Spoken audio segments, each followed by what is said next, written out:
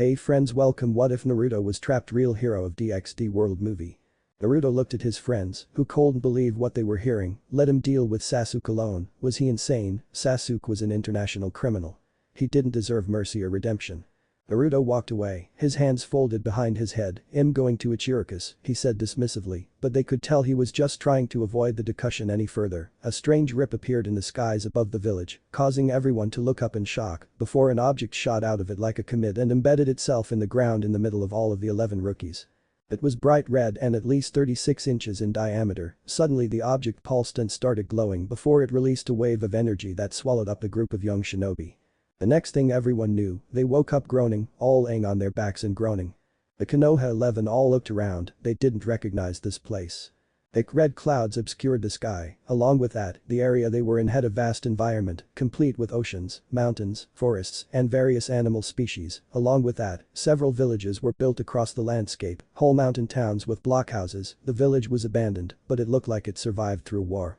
Not to mention, most absurdly of all, a type of feudal castle inside of an artificial sun. They could figure that because the main content was a sun-like orb-like structure with double-layered yellow hexagon-shaped pupil, one fixed and one another rotated counterclockwise, surrounded by an orange-yellow flower-like iris, which currently stored inside the core of the artificial sun and protected with some huge pieces of metal bars, along with floating islands that had temples. The islands and castle all orbited the sun's core, which was a floating cavern in the shape of an 8-pointed sun ray symbol, along with a crescent moon and a sun.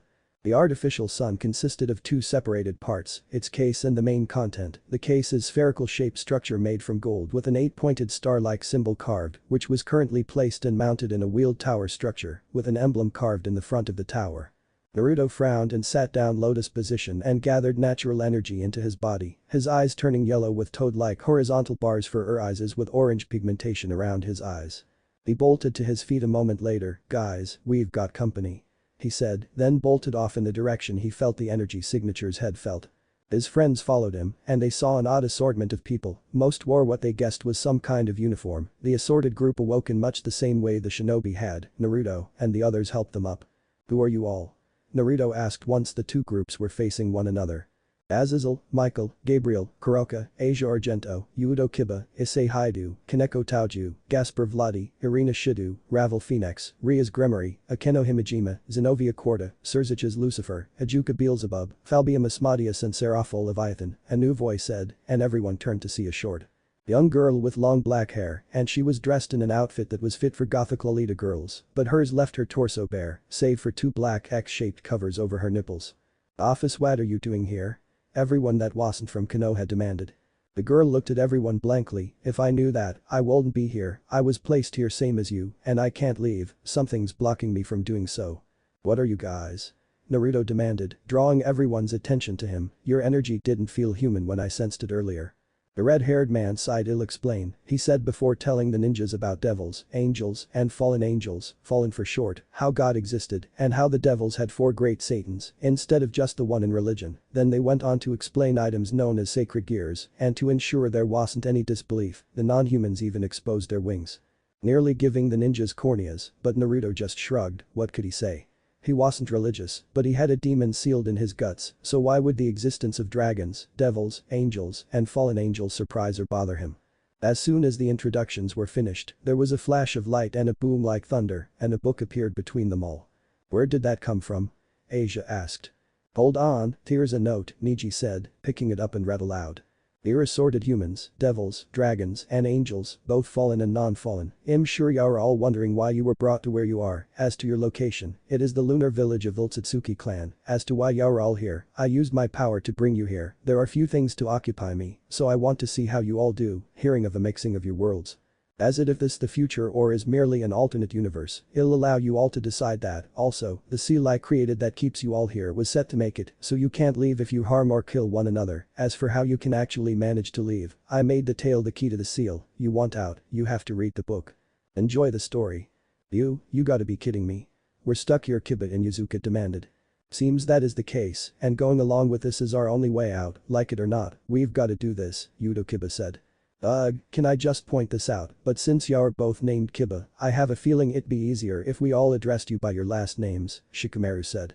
The two glared at him for a moment, eyed one another before the swordsman sighed. "Fine," he said. "It'll read first," the crimson-haired Satan said, taking the book and drawing everyone's attention to himself. "Can we start? I'd rather not be stuck here forever because of procrastination," Kuroka said. Surzich nodded. Chapter 1. Fantasy and Reality. A soft sigh was heard within a building separate from a larger one that was surrounded by young men and women in uniforms. The one who sighed was seated behind a desk, their head in their hands in a manner of despair. The hand slid down, slightly dragging the skin of their face before the identity was revealed. Blue-green eyes looked around the room before a stray lock of stunning crimson hair fell in front of them. Riaz and the others stared. Why was it following her? Frowning, the young woman blew upward and sent the lock away from her view. Before she stood up from her desk, she moved away from the main room and went down the hall, stopping at the second door on the right and pulling out a simple gray key. Unlocking the door, she opened it and stepped inside of a room that gave her a simultaneous feeling of pride and embarrassment. "Why? What's in there that's so bad?" Ino asked. Riaz blushed and refused to answer. "Oh, just great, that room." She was in no mood for this. Last thing she wanted was to get teased. Shelves filled every wall, and the shelves themselves were filled with various Japanese manga and anime series, not one of them incomplete or not up to date. And Yuzuka laughed. "So, you're a geek, then?" he asked, then stopped seeing the red-haired man and the rest of the group that were with Riaz and her age glare at him with such anger that it was clear that the fact that they were forbidden to do anything to him along the lines of harming or killing that he was still breathing. Akamaru barked at his partner. Which the dog boy knew was telling him to shut up. It was in this room that Riaz Gremory, the devil heiress of the Gremory household, escaped from the reality that held all her problems. Here, she escaped into the fantasy that were her collections. Well, reality can suck pretty bad sometimes, that's why fantasy was invented. Make it more bearable, Naruto said with a shrug as he put his hands behind his head, making Riaz give him a small smile and mouthed a quick thanks to him for the support. She made her way to the shelf that held the H section and pulled out a book near the end. Inspecting the cover, she smiled at the sight of the main protagonist and the title behind them. The Hurricane Chronicles. The protagonist was in a destroyed orange and black jumpsuit, his face set in fierce determination that burned in those beautiful blue eyes that she could get lost in. His hair was like a sun, bright gold with spikes that shot in every direction like the solar rays. At that, everyone stopped before they looked up and grinned at Naruto and Riaz. He looked confused, while Riaz blushed. Hinata, however, glared at the red-haired devil girl. How dare this hellspawn act like that toward Naruto? He glared likewise towards Naruto. Who did this guy think he was to make Riaz so doe-eyed for him? Behind him were the images of a ravenet man with strange eyes. Sasuke, the Konoha group thought grimly. A pink-haired woman with a purple diamond mark on her forehead. "That's me, and I'm actually using Lady Tsunade's strength of 100 seal," Sakura thought, horrified. If she was using that, the situation must have been even worse than she imagined. A silver-haired man with a face mask. "Kakashi," the shinobi all said. And finally a regal woman with 3 eyes and pure white hair. "Huh? What's that?" "Ah!"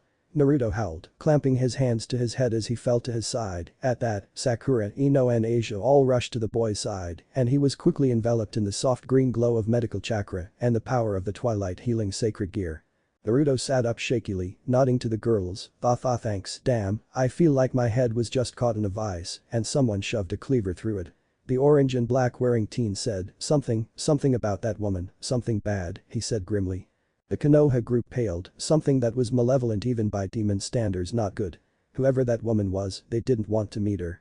This was the final book of the series and she was on the last chapters, the main character, Menma Uzumaki. "Wait, what? I'm in a book series?" Naruto demanded at the sound of his surname. "No, this guy's named after lactate fermented bamboo shoots, you're named after the word fish cake," Sakura said. "Still they are both common topping for noodle soups, notably ramen," Choji said, before he started to drool at the thought of food. Had just clashed for the final time with his estranged friend and rival, Sasuke Uchiha. "That is me, isn't it?" Naruto said. "No way that's coincidence. There is no such thing." The clash had cost the two their dominant arms. What? "I get my arm blown off," Naruto said, paling. Hinata made a strangled squeak at the though. "You blew off Sasuke's arm," Sakura said. "I thought you were over him," Tenten said, feeling worried for the blonde, even as she pointed that out to Sakura to distract herself. But they had been able to get replacements for them thanks to the cells of their village's first leader. Hinata sighed, relieved, Naruto would be okay. While Menma had immediately taken the replacement, Sasuke refused and chose to travel the world. Before he left, Riaz saw that he ran into Menma one last time and finally accepted the scratched headband from 3 years past. With the promise to see each other again, they went their separate ways. "Yes. That means Sasuke gets redeemed," Sakura shouted, whooping. Everyone else that knew Sasuke, however, scowled. Rias kept reading, and the story ended with Menma having married Hinata Hyuga and having 2 children. Wait. Stop. Ino said, smiling widely as some of the other ninjas' jaws dropped, can you read that again? The story ended with Menma having married Hinata Hyuga and having 2 children, Surziches repeated. Again. The story ended with Menma having married Hinata Hyuga and having 2 children. Again. The story ended with Menma having married Hinata Hyuga and having 2 children. The guy. Okay, we get it. Niji snapped before the devil reread the sentence. Hinata couldn't take another of that, though he was secretly happy for his cousin. Tenten was beaming. It was no secret that Tenten and Hinata were actually best friends. The final scene showed him having finally achieved his dream as Hokage and showed the Hidden Leaf Village in Kurama, the 9-tailed fox that had been with Menma since the start. Wait, what? The fox has a name? Everyone from Konoha shouted stunned. Naruto grunted, holding his head, yeah, fox has a name, ow, damn chakra spike migraines. She closed the book and leaned her head back against the shelf she chose to sit in front of. Out of all of the books and anime in her collection, the story of Menma was her favorite. Naruto and Rias both blushed. To her, Menma was a hero who fought against his fate and saved his world. She wished she could do the same and escape the marriage she was fated to be in with Riser Phoenix, a pompous devil who saw her as nothing more than a trophy. At that, Surziches snarled, he had always hated that about Riser, damn politics. If it hadn't been for his hands being tied, he would vaporize that pompous turkey himself. Damn politics. Seeing the looks of outrage on the faces of his little sister's peerage, and even some of the ninjas, he felt a twinge of gratitude, at least the feeling was shared. Praise all things holy and damned alike, that Issei had gotten his sister out of that. At that thought, the redeeded man nodded to said self-proclaimed Red Dragon Harem King with a grateful look. Sighing, she knew that Menma was just a fantasy and despondently put the book back, returning to the reality that she despised, steeling herself, she headed back to the main room to await the arrival of her peerage and her betrothed. All the while, she was desperately wishing for anyone to save her. NGH, groaned a blonde young man as he felt his damaged nerves connecting with foreign ones. That wasn't fun. That it wasn't, Naruto muttered, rubbing his right arm. Oh, don't be such a baby, playfully admonished the woman overseeing his operation. She had bright pink hair, green eyes, and a purple diamond mark on her forehead. You faced down Madara, Kagaya, and Sasuke-kun, and took more than this. Ah. Naruto shouted, gripping his head again, what is about that second name that has, OWWWW? Kagaya, Shess that horn chick, and something about her, like Shess something the demon considers a nightmare incarnated. Not the point, grumbled the blonde as he flexed the pale fingers of his new arm. From the elbow down, his tan complexion turned an immediate white, and the only thing separating the 2 skin tones was a dark scar. Speaking of, where is Sasuke anyway, Sakura-chan? Of course Sakura would know that, good doggy that she is, Tenten smirked. What'd you say, Sakura demanded, bolting to her feet. You're Sasuke's lapdog, Tenten said, as though having to explain that 1 and 1 were 2, she had never liked the Haruno. She sighed with a downcast look at the question. He wanted his own room and requested not to see anyone after I attached his replacement arm. I don't know what's wrong with him, but he's so different from how he used to be. Well duh. The guy was just broody before, now he's completely psychotic. Kiba Inyazuka snarled, getting nods. We all are, the blonde commented in hopes of cheering her up. Sakura smiled at that, as annoying as he could be, there was no denying that Naruto was a good guy and always wanted to keep people he cared about happy. 3 years changes people, I'm sure he'll come around. She nodded, though it was hesitant, I hope so, anyway, just take it easy for a while, Naruto, the arm needs some time to get better synchronized with your nerves. When she saw him nod, she smiled and hugged him gently, I'm glad you're alright, Baka, you're my best friend. Naruto smiled at that, feeling warm inside, even if he would like it if they were more than that, it made him glad Sakura cared about him. Naruto Uzumaki smiled and hugged her back. Well, before he wanted to be more than friends, he had taken plenty of time to sort out his feelings. Well, he still loved Sakura, it was more along the lines of loving a sister, one that he never had before. As for Hinata, well, he appreciated all that she had done and how she felt. He couldn't feel the same for her, she was a friend. And she had been one for way too long, he couldn't see her as anything more. Crushing disappointment filled Hinata's face at that. Other him, Tenten pointed out. Hinata looked at the weapon mistress as if looking for hope. If this book was about how things were going to go in the future, she couldn't bear it. He sighed boredly and laid back on his bed, raising his new right arm and constantly flexing the fingers to get a better feel for it. He smiled at the generosity of the first Hokage, Hashirama. It would been very difficult to get used to having only one arm, but now he just had to get used to a replaced arm. Note to self. Thank the first Hokage, Naruto mentally thought, having to get used to having only one arm or a plastic prosthetic mold really sucked, but even if it was the same pale white as that half of that Zetsu guy's, from what the image showed, he would have a fully functional limb. After the first had made 2 arms for both him and Sasuke, the 4 late Hokage returned back to their rest. Before he left though, Minato Namikaze had wished his son, Naruto, nothing but the best. Naruto smiled softly at that. The Konoha group all gawked at that, then turned to Naruto, stunned. Wait, hold up. Hess the 4th Hokage's kid. I don't believe this, all you had to do to see the resemblance was draw line marks like Naruto's on the face of a picture of the guy and it'd be obvious. Are you guys really that dense, Azazel said, disbelievingly. The group of Konoha shinobi all looked abashed and embarrassed. Not only that, but the 4 of them had all said that Naruto was already a Hokage in spirit and that he carried the will of fire in him. Hearing that from his heroes made Naruto grin. Just like he was adhering that now, it took all his self-control to avoid doing a victory dance, the Senju brothers, the old man, and his dad telling him that. Damn. He felt good. And promised to keep the will of fire strong. Of course. Naruto said, nodding along with the other Konoha shinobi. The Uzumaki sighed again as he stood up from his bed and grabbed the clothes that Sakura had left for him. When he was finished, he stood in a pair of orange cargo pants with an ash gray belt, a black shirt that had buttons on the sleeves and orange, where the zipper was, a mesh undershirt, and his hidden leaf headband sewed on the left shoulder of his black shirt. Not bad, but not really my style, too much black, and people could assume I'm emo, Naruto said, looking at the image. He slipped on his black sandals and the broken necklace that Tsunade gave him years ago, unbuttoned the right sleeve so his wrapped right arm had more freedom, and smiled before he left his room and made his way to the front desk to check out. His blue eyes blinked when he caught sight of Sasuke already at the desk. What's he doing there? He deserves to rot in some hole. The Konoha group, with the exception of Naruto and Sakura, all shouted. Man, what's this guy's deal? What'd he do to make these guys hate him so much?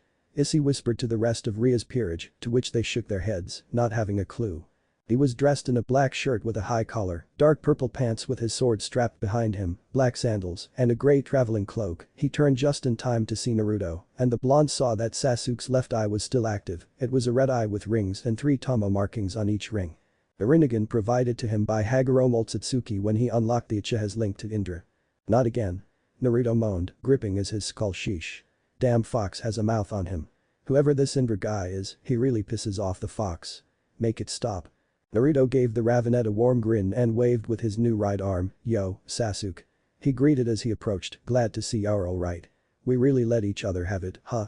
The blonde chucked good-naturedly like he was reliving a fond memory, while the Uchiha flexed his new arm unseen. Truth be told, the Uchiha was still very sore about how even he and the blonde fool in front of him were, even after all the power he had at his disposal. It infuriated him beyond measure. Here we go, Sasuke's superiority and inferiority complexes rearing their ugly heads. Well, according to my dad, Hess described Sasuke as superiority complex and inferiority complex, perpetuated by all those who bow to the Uchiha name, a self-proclaimed avenger consumed by the thought of vengeance, an antisocial loner, despite having a bunch of groupies, in a psych evaluation, Ino said with a shrug. Blame his pride or his superiority complex, but Sasuke Uchiha was bitter about the fight, but he didn't let his emotions show as he replied, "Yeah, I suppose we did." His bitterness slowly began to influence his thoughts, making him form a plan in his mind. Do you mind if we talk privately for a moment, Naruto?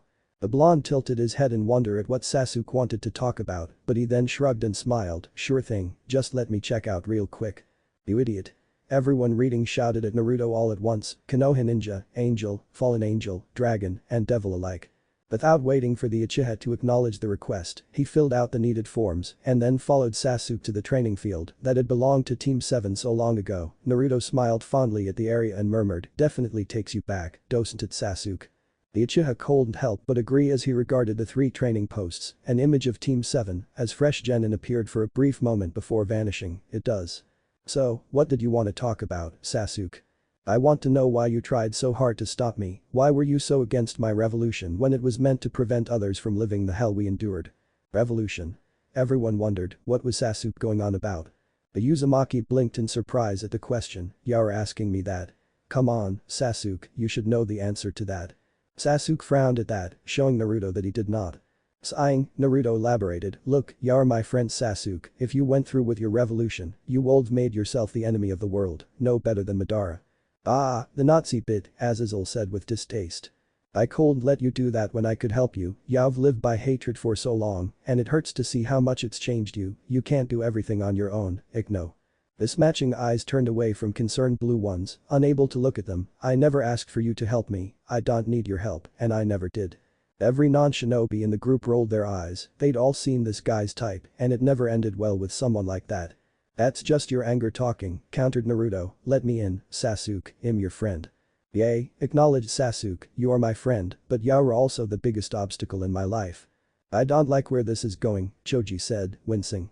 The blonde frowned at the Uchiha's words while, within Naruto's seal, rabbit-like ears perked up and the blood-red eye shot open, following that was a deep voice yelling out, Naruto, watch out. But not anymore, finished Sasuke as he turned back to Naruto, his Rinnegan eye spinning its Tomo rapidly and displacing the air around them, Kamui. He cried and Naruto was unable to react fast enough to avoid it. He tried to brace himself with his chakra and even called on his six-path chakra. Make him stop already. Naruto yelped, gripping the sides of his head yet again. To try and hold him in place, however, the chakra appeared too late and Naruto was sucked away into the vortex while Sasuke fell to a knee from the chakra drain. His chakra hadn't recovered enough for him to do that without any drawbacks, but he had always been an impatient man. Understatement about Sasuke not knowing how to wait, Neji said with a scowl.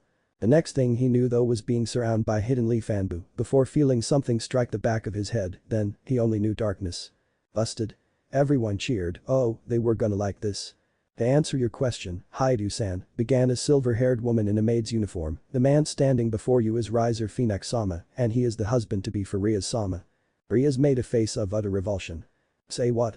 Cried the brunette teen in anger, the smug look on the blonde's face really set him off. No kidding, it felt way better than it should have bashing his face in, Issei muttered. I'll say this once more, Rias started, glaring at the phoenix, I refuse to marry you, Riser. The blonde man merely laughed at her declaration, you and I both know that there's no way this marriage will be denied, my dear Rias, after all, our family lines are growing thin, and a merging of the houses will be a great turning point for the future of us devils. I still refuse. I'll beat you in a rating game and free myself from this pact between our houses. And how do you plan to do that with so few pieces? Do you think a solution will appear out of thin air? Dumbass jinxed himself. Shikamaru smirked, oh let the karma roll in. Judging from the looks on everyone else's faces, they agreed with him on that. He laughed again, and Rias was about to retort before she and everyone else, save for Issei and Asia, tensed. A sudden feeling of immense energy output was felt, and the space around the center of the room began to twist and swirl. From the distortion, the devils all took hold of the side of a blonde man stumbling out and falling to his knees. Hinata moaned, she didn't want to hear what was next. Rias blinked at the sight, and Grafia narrowed her eyes in case he was a threat, however, when the man coughed up blood and held his stomach with a wrapped arm, Asia was the first to act, she rushed to his side and summoned forth her twilight healing, covering the man in a bright glow. Thank you, Naruto told the girl, making her smile, she liked helping people. You're a medic? Sakura and Ino asked the young nun, interested. Erg, he groaned as the pain slowly receded. When it was gone completely, he took in a deep breath of air before smiling at the nun-turned-devil. Thanks for that, Ni-chan, he said, making Asia blush in embarrassment at the title. Issei gave Naruto a too friendly smirk, a glowing green oval appearing on the back of his hand as he did, try putting the moves on Asia, and I cut your balls off and feed M2 to you through a tube. He said. I was just thanking her for fixing me up, not trying anything. The blonde said, causing Issei to calm down. And no. It was no problem at all, really. She replied, waving her hands frantically. He chuckled at her flustered face, being reminded of Hinata and how she acted before. You know, that's not a bad comparison, Shino said, making his dog-using friend laugh, and both Asia and Hinata blushed. Standing up, he regarded everyone in the room with a critical eye, impressing Grafia at how he was ready to act in a moment's notice. Can someone tell me where I am, please? He asked politely, some bastard sent me here with that damn eye of his, and I'd like to see if I can get back home. I believe it would be more prudent to know who you are first, suggested the maid as she stepped forward and stood between the man and Rias. Me? Oh, I'm Naruto Uzumaki, from the Hidden Leaf Village. Rias' eyes widened in shock at his answer before she moved out from behind Grafia, much to her protest. Did this man use a red rippled eye that had Tomo around the rings? Yay. Answered Naruto with a grin while the others looked lost, so, do you know how I can get home, Red-chan? Really? She asks you something like that, and you find nothing strange about how she even knew that? Sakura asked, annoyed. Naruto shrugged. How was I, this other me, I mean, supposed to know this is a different dimension altogether?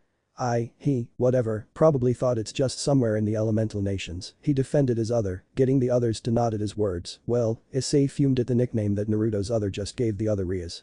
She was silent in shock, not hearing his question, while her mind ran at full speed. It shouldn't be possible. He was just a character, and his name was Menma. This guy can't be him, can he? I'm sorry, but no, close though, Naruto said with an apologetic shrug and smile at the retreated girl. Red-chan. Asked the Uzumaki, are you okay? Oh she's fine, just starstruck. Akeno giggled, making Rias cry out at that in protest. Hey. Interrupted Riser before Rias could answer, making Naruto turn to him, no one knows where your pathetic village is. Pathetic? The Leaf loyalists shouted in outrage. Only Rias and Graphia saw Naruto's fingers twitch. Act this jerk. At least let my other get a camera first if you are going to knock him out. Rias said, knowing that she'd want a photo to preserve the scene of Riser getting beaten on. Now why don't you just leave, trash? This meeting doesn't concern you. Now, that's just rude, commented Naruto with a pout, fingers twitching again. I never did anything to you, and you're already mad at me, jeez. You interrupted this meeting and you're speaking to my fiancé so freely. Argued Riser. I'm not his fiancé. Rias said angrily, her peerage shouting in agreement with her. Your fiancé? You mean Red-chan? He mentally noted how the beautiful black-haired woman in Rias' group giggled behind her sleeve. Akeno blushed at that, beautiful. Issei sent Naruto an ugly look of resentment. This guy was going to get in the way of his goal of becoming a harem king. Yes. Now stop calling her that. Oh shit, I'm thinking like Riser. Damn it. That's total bullshit. The brunette thought horrified, dropping his hostility towards the ninja. He hummed out loud thoughtfully before turning back to Rias, you don't mind me calling you that, do ya? Rias turned to Riser, seeing how he was fuming before a smirk came to her face. Rias smiled at the image, undoubtedly this alternate of herself was enjoying seeing Riser get so upset, she knew she was. Please continue calling me that, Naruto. She chirped happily, beaming at said blonde, making Hinata growl and clenched her fists. Not at all, Naruto-kun, she answered, relishing in Riser's growing anger. I am. Rias said with shameless glee.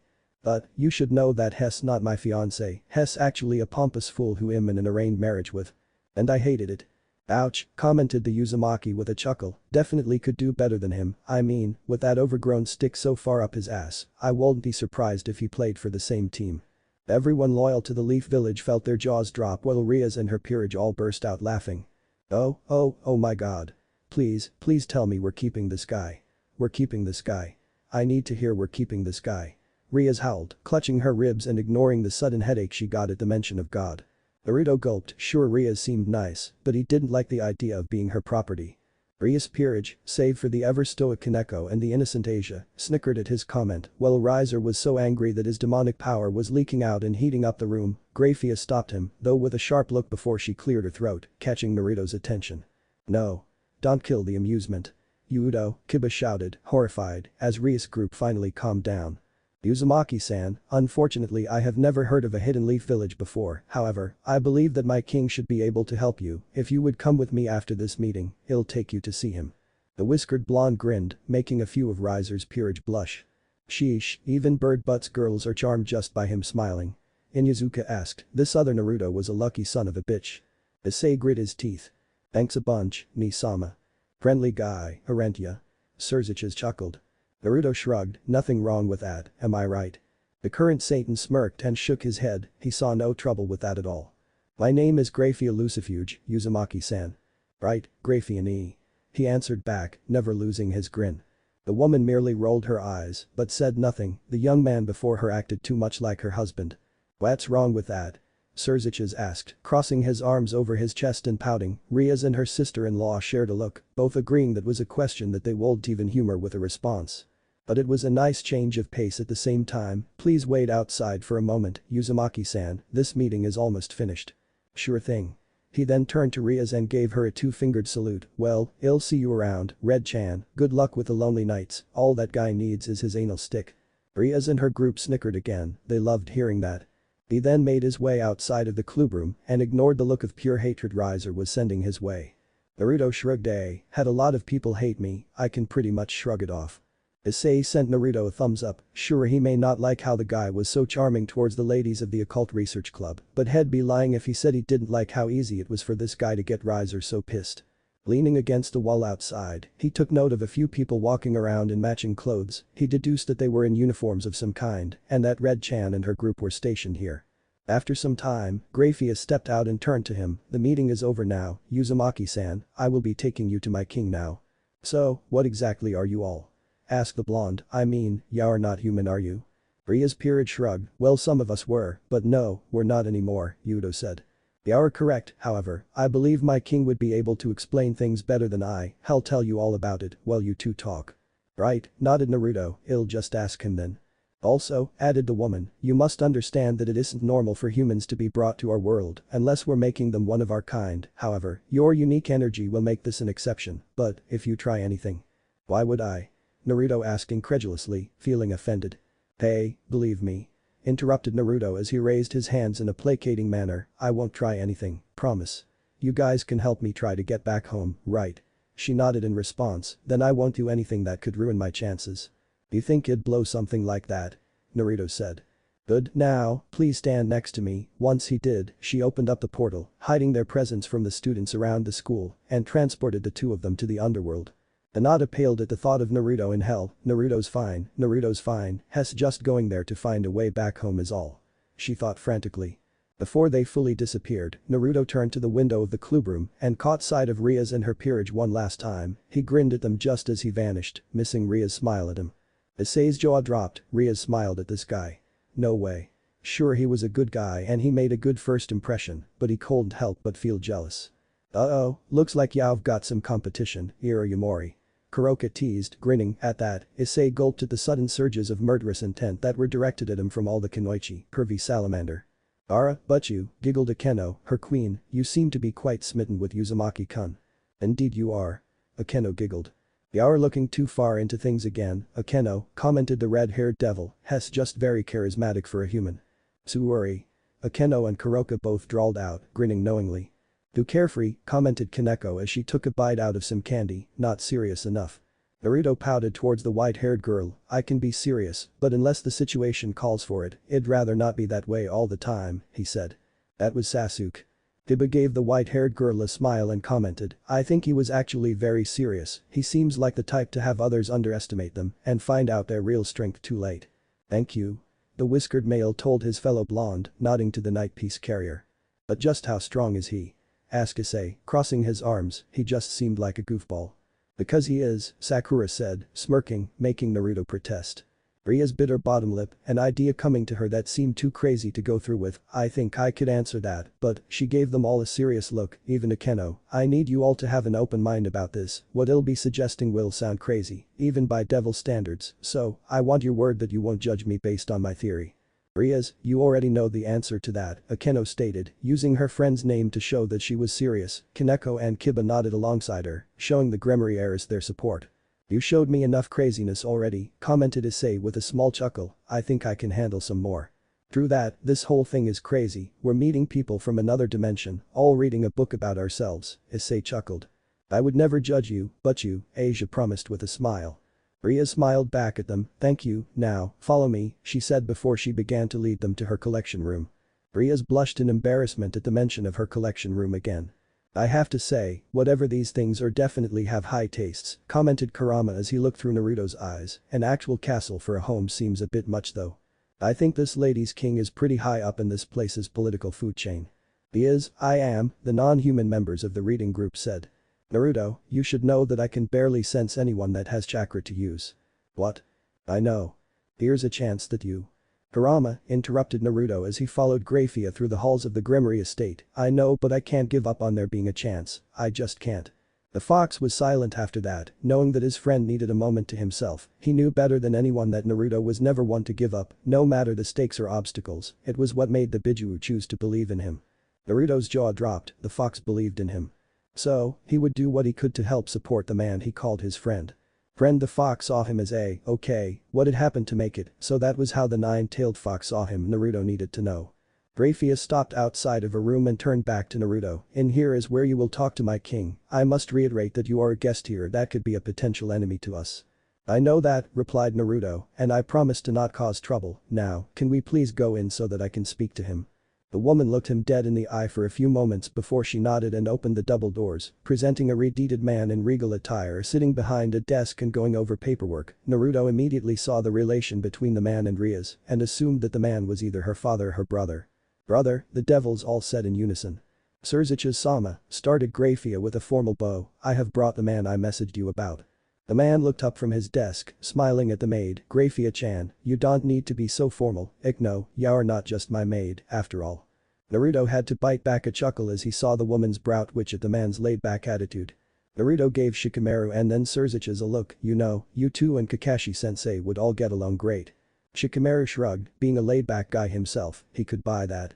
Still, he cleared his throat and stepped forward. "Surziches-san, my name is Naruto Uzumaki and I'm from a place known as the Hidden Leaf Village, which resides in the elemental nations. I was hoping you could tell me how to get back there, since I was sent away by someone who I once considered a friend and brother."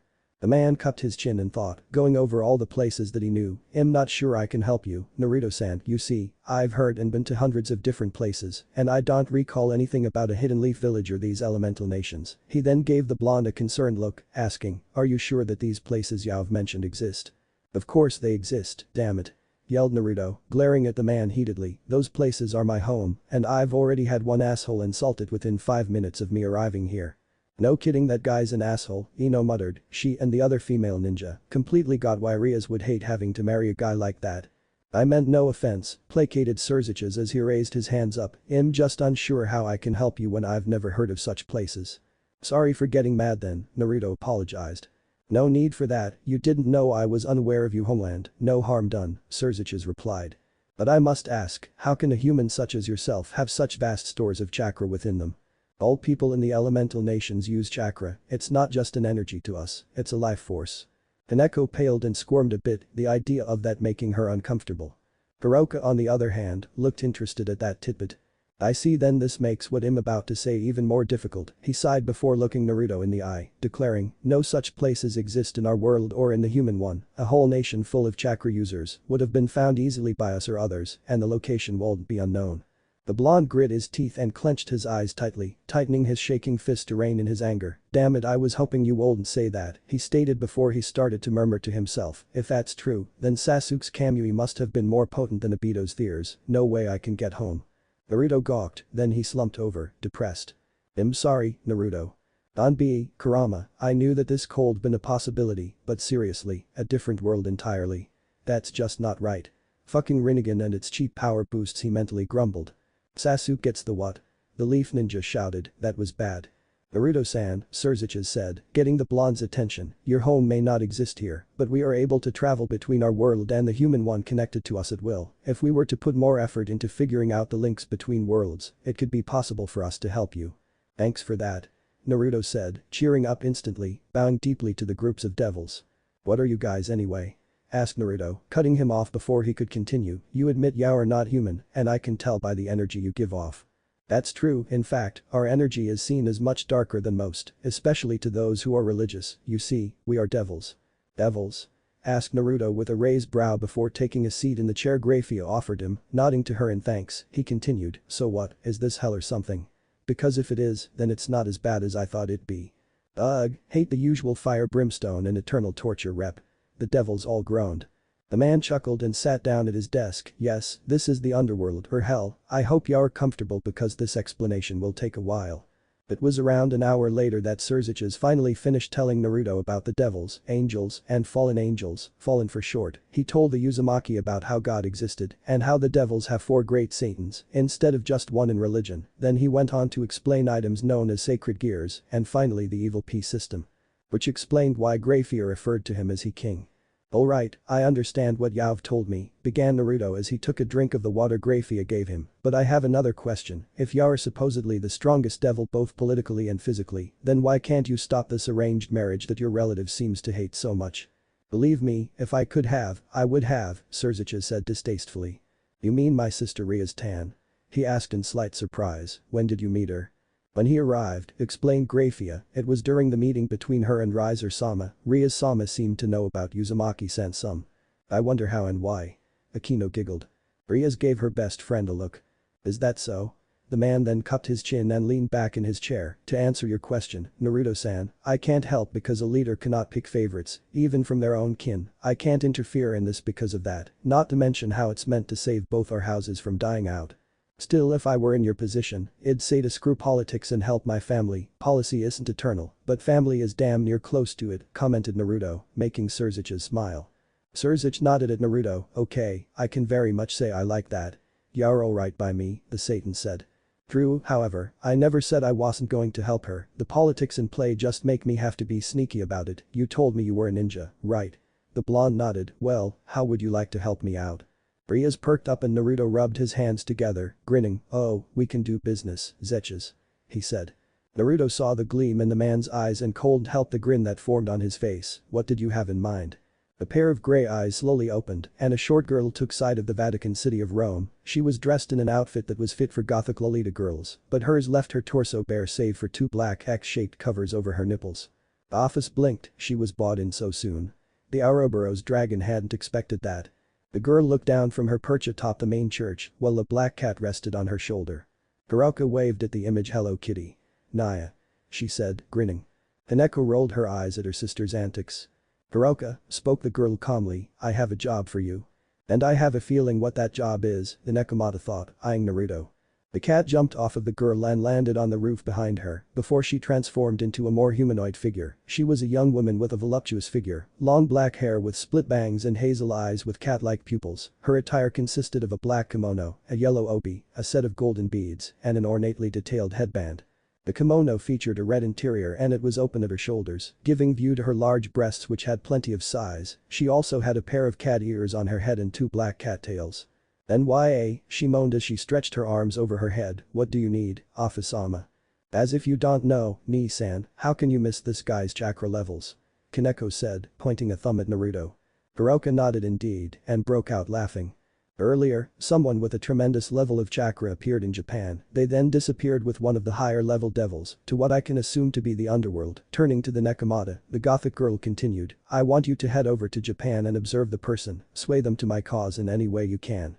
Naruto didn't much like that phrase, sway them to my cause in any way you can usually meant trouble.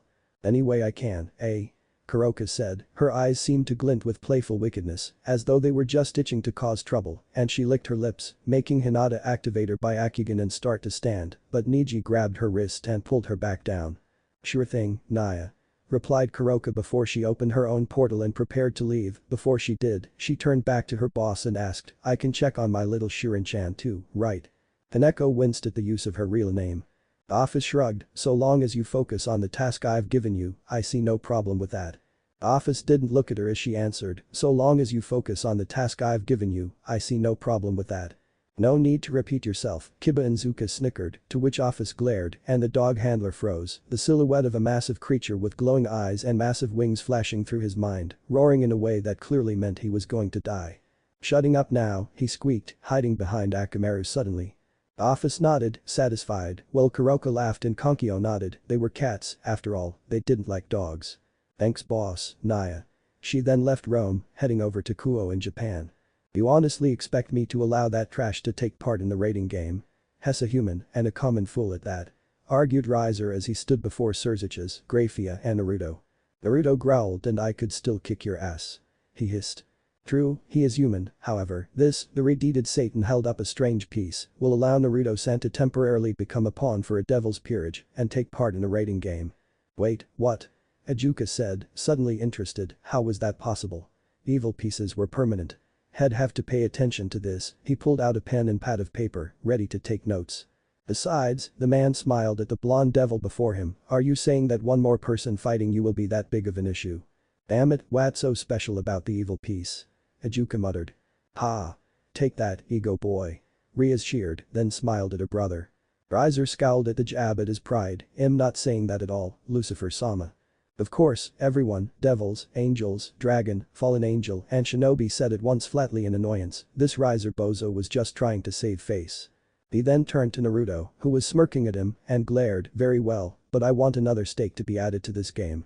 "Oh great," Rias muttered. "Go on," Surziches said. "When I win, this fool will forever serve me without question," the Phoenix declared as he pointed at Naruto. "As if." "Can I kick this guy's ass now?" Naruto said, rubbing his knuckles.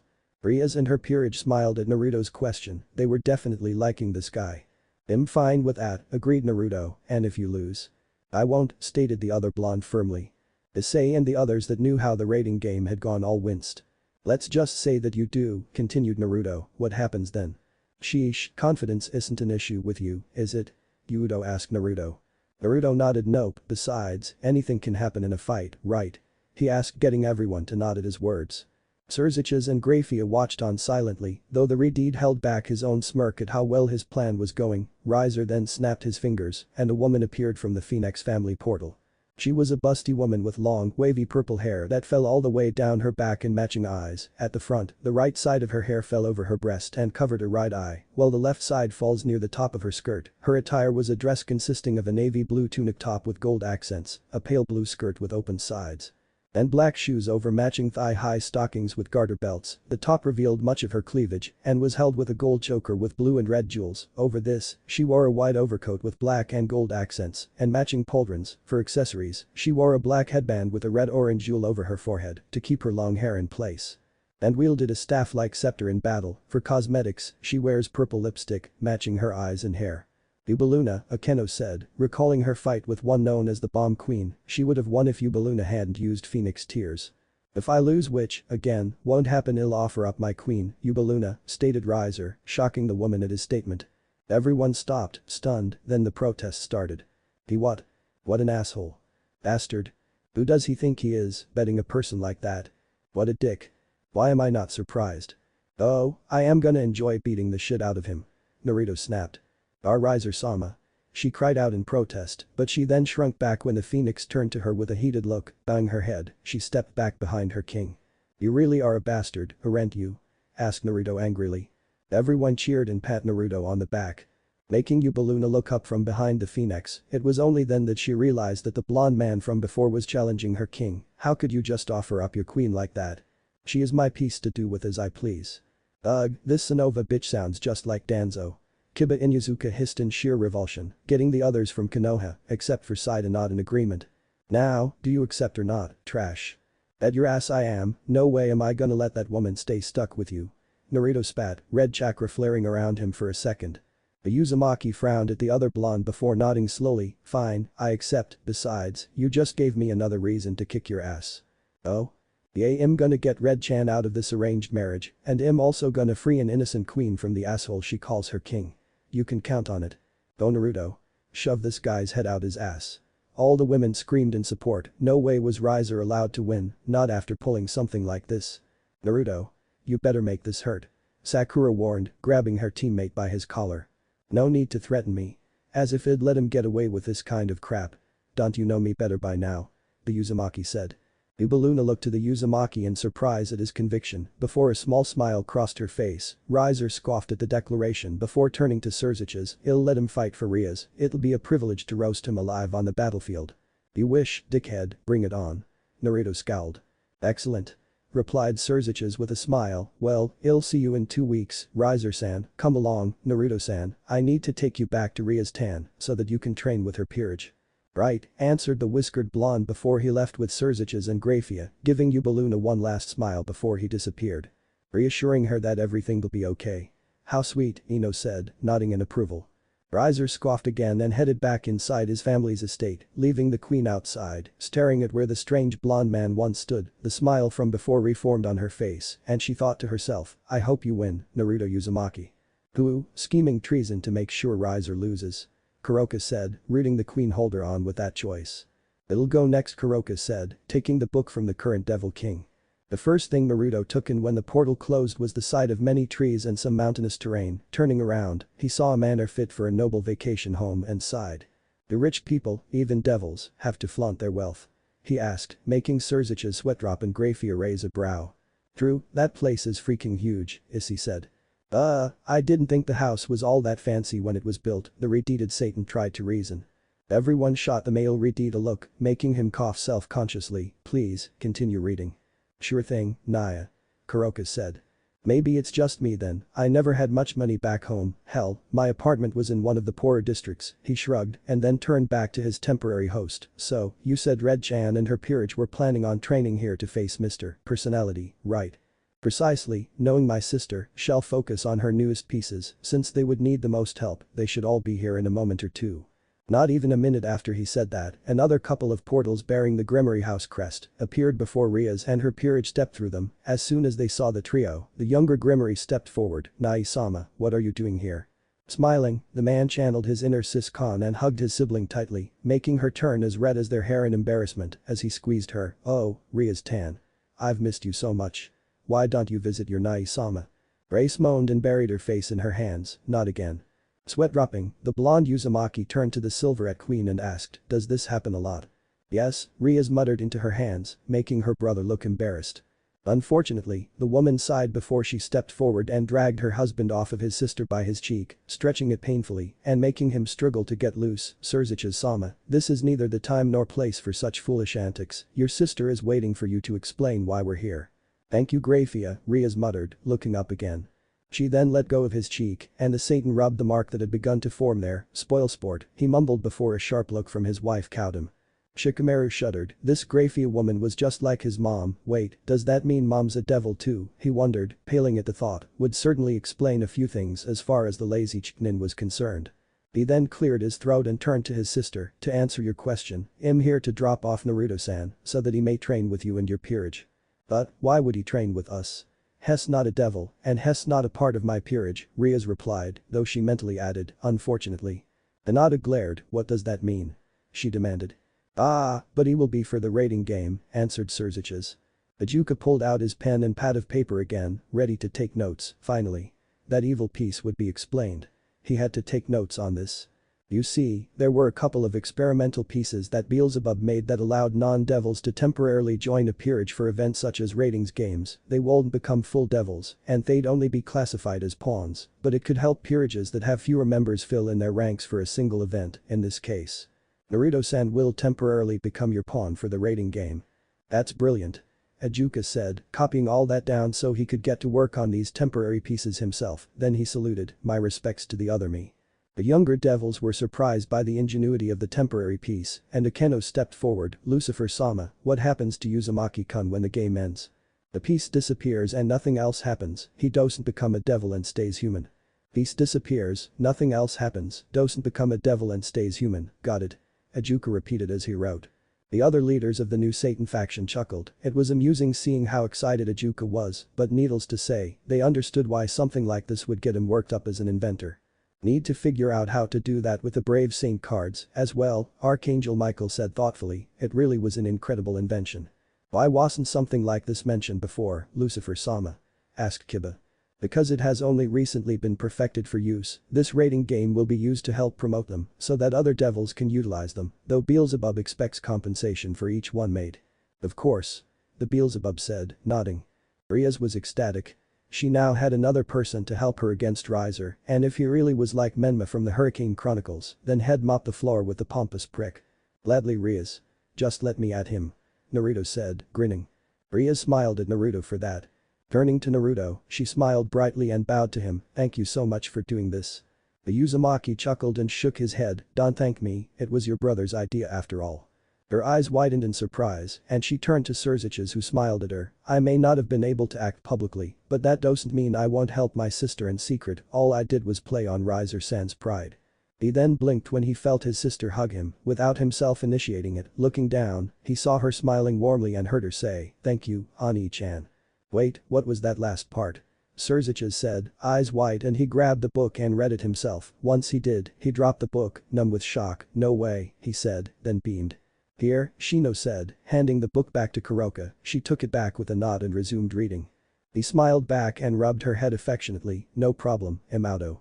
Naruto, Rias peerage, and even Grafia smiled at the scene before Rias pulled back, so, Naruto-san will be training with us and take part in the game, and we have 2 weeks, supplied the Satan.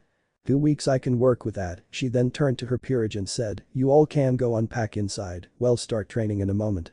They nodded and headed inside, though Akeno made sure to give Naruto a flirty wink. Hinata glared at Akeno. But he didn't react to. Hinata stopped glaring and nodded, good, Naruto was hers. No way were these hussies going to snatch him away. Kurama, from the seal, palmed his muzzle and groaned, "Hess as dense as isopus shell," he mumbled with a shake of his head. Huh? Who the heck is, Naruto said, only for an image of a familiar turtle to flash through his mind, the three tails, he said. Naruto-san, began the Gremory heiress, I want to talk to you for a moment before we start training with the others. Sure thing, replied the blonde before turning to Surziches and Grafia, thanks for the lift and for explaining things to me, I hope you guys can figure a way for me to get back home. We'll do what we can, but this kind of research won't be easy, y'all need to be patient with us, Naruto-san, explained the elder Gremory. Naruto nodded in understanding, and he turned to his sister, best of luck, Riaz-tan, I really hope you win. I will, stated Riaz confidently, giving a sideways glance at Naruto, I know I will. You really think highly of Naruto's abilities, Sakura noted. And you don't. Riaz countered bluntly. Sakura didn't comment, Riaz had scored a hit there, Naruto had earned that respect from all of the leaf by stopping pain. The man chuckled at his sister before he left with his queen back to the underworld. Once they left, Naruto turned to his new host and asked, so, what did you want to talk about? The young woman took a deep breath and looked the blonde in the eye, making him frown in concern, I want to show you something that might shock you, but I need to know if the theory I have about you is true, Menma-san. His eyes widened slightly before they narrowed again sharply. So now I'm going to find out what's up, Naruto said. Giving a slow nod, he followed her inside the manor. A groan was heard, and the last living Uchiha of the world opened his eyes blearily within a prison cell beneath the hidden leaf mountainside. A frown crossed his face as his vision felt off before his brows rose in shock and his left hand shot to his left eye.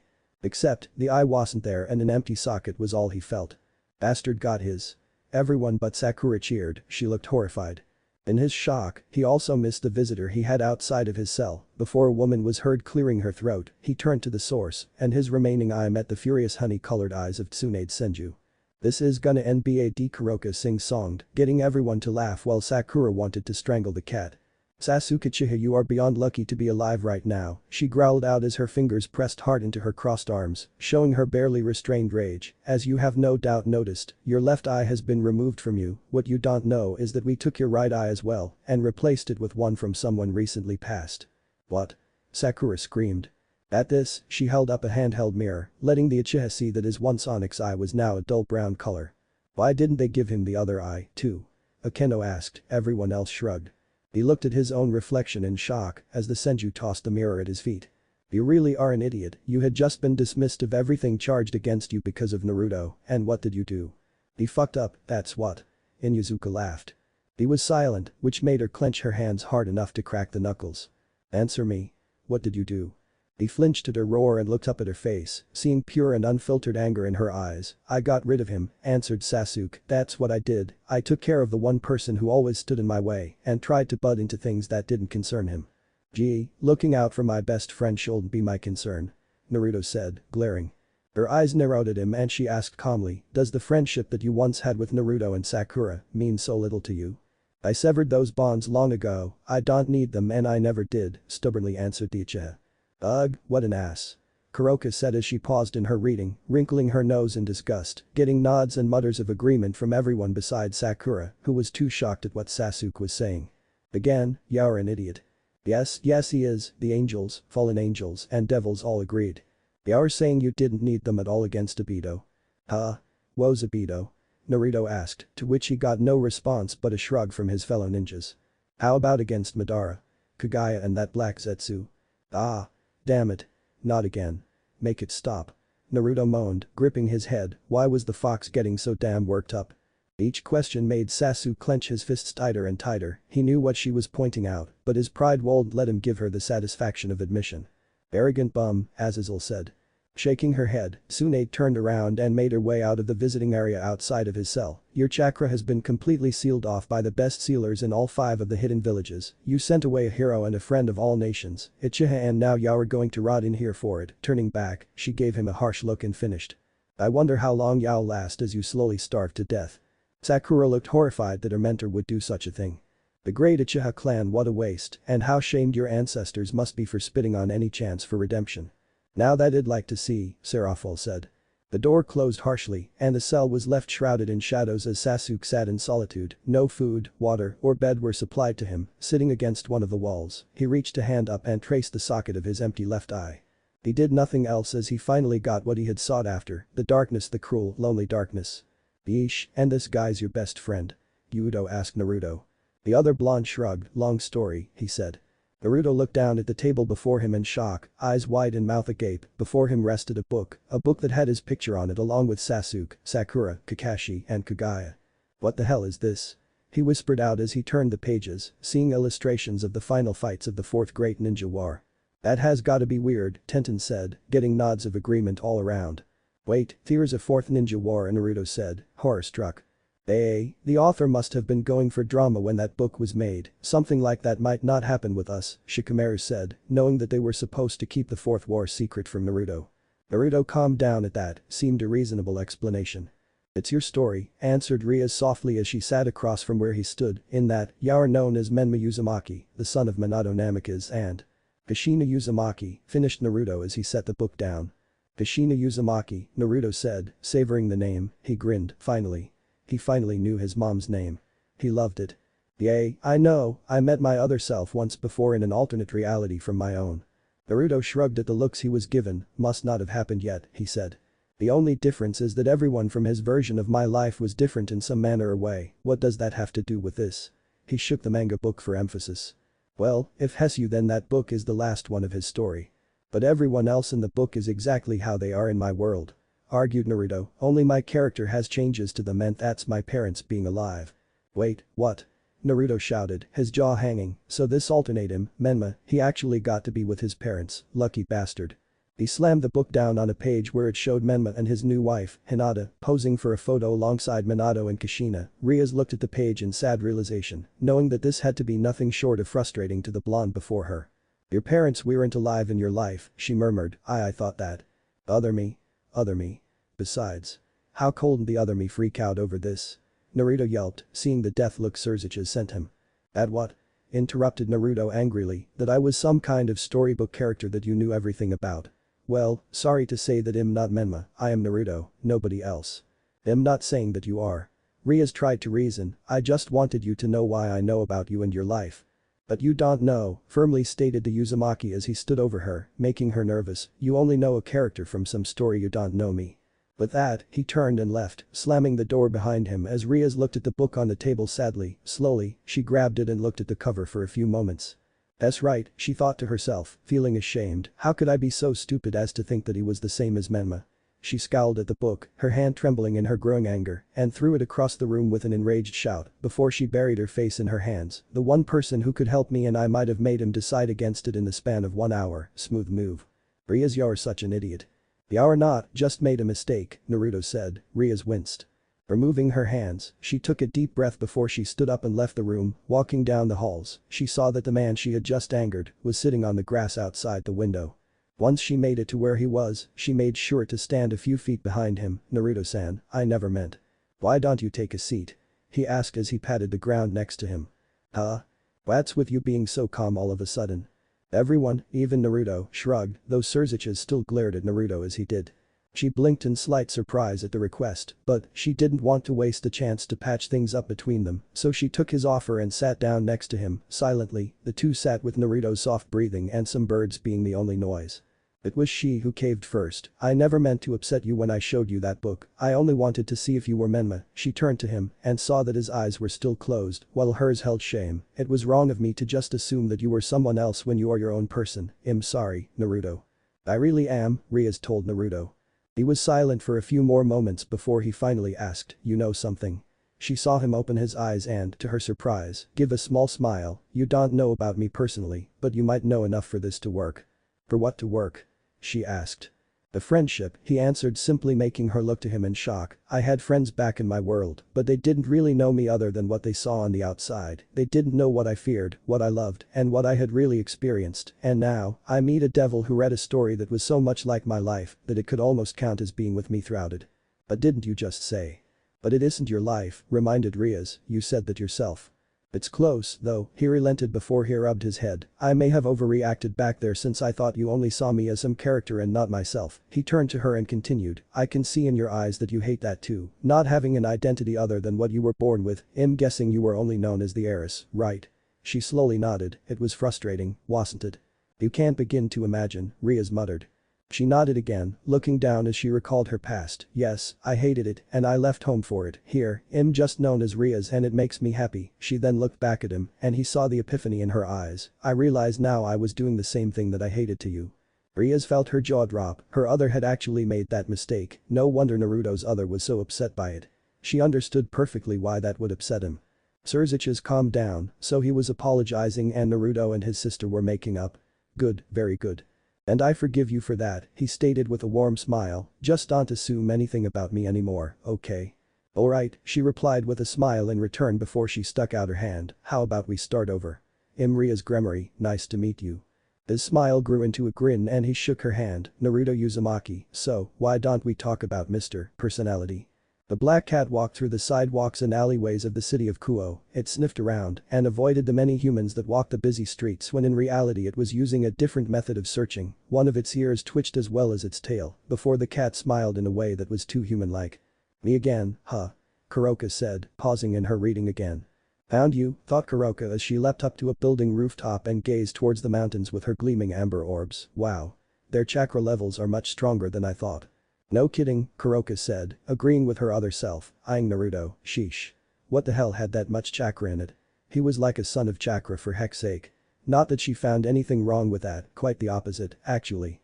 And is that Senjutsu? Yes it is, Naruto said. The Nekomata kept her smile at that, for too long she had believed herself unable to find anyone else who would be able to use the infamous natural energy known as Senjutsu. Ah, you just weren't looking in the right places, besides, if they channel natural energy through their bodies, they'll be hard to find, Naruto said, making the black cat smile at him. So, sensing another that could was beyond exciting to her. True, Kuroka said. Focusing her demonic energy into her cat limbs, she disappeared in a blur in search of the source, I can't wait to see who you are, I hope you're a cute one, Naya. Naruto blushed and Hinata glared. Kiba. Akamaru. Attack. The Hyuga heiress ordered the canine duo. You do know they can't, right, Naya? Kuroka said gleefully, then eyed Naruto, and about that other mess comment, yes, you're very cute. Naruto gulped and backed away from the catwoman. Kuroka, just read, Kaneko said.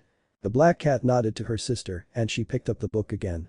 So, Hess from a family that has fire-based powers and can recover from intensive attacks easily, kinda arrogant to be named after the bird of legend, don't you think? Naruto sighed, back to his viewpoint, eh? Thank goodness. Kuroka pouted. Ravel, however, scowled at the jab at her family, they weren't all like Riser, damn it. Not the point, deadpanned Riaz, though she couldn't help the smirk at his comment. Understandable, Riaz said, nodding along with her other's amusement. Do you think you can take him? As much as I hate to admit it, I won't be able to by myself. Do you think you'd back down from this? Come on, I took on people who were practically demigods. True, the leaf ninjas all said. This guy will be easy. That I'd like to see, Yudo said, grinning. I'm glad you're so confident, but what about the rest of us? I was hoping you could help us out. Well, there's an issue, Issei said. The blonde cupped his chin and thawed at the request, well, I think I could help, but I'm not much of a teacher to be honest, at most, I could point out some things that they could use to help. That's fine. That's good enough, assured Riaz with a smile, just having you here helps more than you think. Hinata glared at Riaz again. You're assuming again, chided Naruto playfully, making her smack his arm lightly. You know what I mean. He laughed at the pout she had on her face, waving her off with one hand, yay, I know, don't worry, we'll take down that bastard and end that marriage contract, Red-chan, count on it. Riaz smiled at Naruto, she liked how cheerful and confident he was, it was hard not to feel that everything would be fine around him. She smiled at his words, feeling her own confidence raising from them, okay, I'll go get the others and bring them out here, we'll go over training when we're all here. Got it, replied Naruto as Riaz went inside. Once she was out of earshot, he went over to a tree and looked up, spotting a black cat on one of its branches. Ikno, you're pretty lucky that Red-chan can't really sense chakra like I can. Hinata groaned, no. She glared at Kuroka, wishing she could kill the Nekomata. I am lucky, Naya. Replied the feline with a grin, I get you all to myself for a moment. Score. Kuroka said, grinning. And what exactly did you want with me? Straight to the point, no fun, but then again, you are busy, Kuroka said with a shrug. Ah, of course. Kuroka, Naya. Nice to meet you. Likewise, and Naruto Uzumaki, replied the blonde with a smile, so, I thought that chakra was a rare energy in this world. Oh, it is, but you see, we Nekomata can use it along with a few other neat things. Aren't we great? She asked in a proud tone, though Naruto noted that it wasn't arrogant. Work hard to master it, we earn the right to be proud, unlike that Sasuke guy, Kuroka said. Will you stop pausing in your reading to make comments? Zenobia said, frowning. That is pretty cool, but you never really answered what you wanted with me, Kuroka. True, but I'll wait on that, you're pretty busy at the moment, Naya. Thank you for the consideration, Naruto said, making the Catwoman smile at him with a nod. She stood up on her paws and jumped down from the tree, landing next to him. Do me a favor though, don't tell anyone I was here. Why? Are you some kind of criminal? Every one of the Leaf Ninja narrowed their eyes at Kuroka at that. Well, I am in the eyes of many devils, but I only did what needed to be done for my sister. She looked up at him with pleading in her feline eyes. Please, just keep this quiet, especially from her. She feels like that little white-haired girl that's with Ria's, commented Kurama, no doubt she's this Kuroka's sister. I see, I thought I felt something familiar from her. He nodded to the black cat with a small smile. I won't say anything, promise. Also, I'll keep an eye on your sister if you want. Kuroka bowed her head deeply to Naruto. Thank you. Thank you for that. Please, urged Kuroka, making him nod again. Thank you, now, I'll come find you sometime tonight and talk to you. I'm not your enemy, Uzumaki-kun, trust me, Naya. Odd thing for a criminal to say, Sakura said. Hey. You don't know what happened. Don't you dare judge me. Besides, he's going out of his way to look after my family for me. Why should I give him a reason to call me an enemy? Kuroka snapped, glaring. Sakura bit her lip, ashamed. That was honestly a fair thing to say. Huffing, Kuroka resumed reading. With that, she leapt off into the foliage of the surrounding woodlands, and just in time, for Rias was returning with her friends so that Naruto could oversee their training. The kendo was known for two things by her friends. Her flirtatious antics and her sadism. Yeah, no kidding, the lightning powers don't help with the second one, Issei said. The kendo blushed and looked away. It was something she had no issue with at all, since she loved to tease others and make them uncomfortable. Guilty, Akeno said shamelessly. But what many didn't know was that this was mainly just an act. Akeno winced, and to her surprise, so did Naruto. In truth, Akeno Himejima was a very fragile girl. Her past heritage was a sore subject for her, and her past before she was taken in by the Gremory house was something that still brought her close to tears, but she didn't let anyone in because they could prove to let her down just as he did. Naruto glared at his friends, daring them to say anything to Akeno. As Azazel winced, he knew who the he in question actually was. Her antics were just an emotional mask, one that Naruto easily saw through as he saw how she interacted with her friends. He knew about emotional masks since he had worn one himself for some time. Naruto cringed at that. He started out as a Jinchuriki, a human sacrifice that was used to hold and contain a Biju. Hiding the pain he felt was something he needed to do in order to get by as a child. Not a word, Naruto growled at everyone present, his body shaking. So, in order to try and get to the root of her issue, he had left clones with the others, while he personally went with the queen. Alright Akeno, let's see what you can do. I'll be sure to impress you, sensei, she said, adding a sultry undertone to the title she gave him. Hinata took a deep breath. Akeno didn't mean any harm, she was just teasing. The Hyuga fought to keep that fact in mind. I'm a queen piece, but I suppose you could say that I'm more of a balanced bishop. I prefer to utilize my magic in a fight, leaning more towards lightning, but I can still fight without it to a degree. Okay, show me your magic. She nodded before she summoned forth her Maiko outfit and began to rain down bolts of electricity on a tree a few yards ahead of her. Naruto and Kurama watched how she used it, but the blonde also made sure to see the girl's expression as she used her magic. Why would he? Lee asked, confused.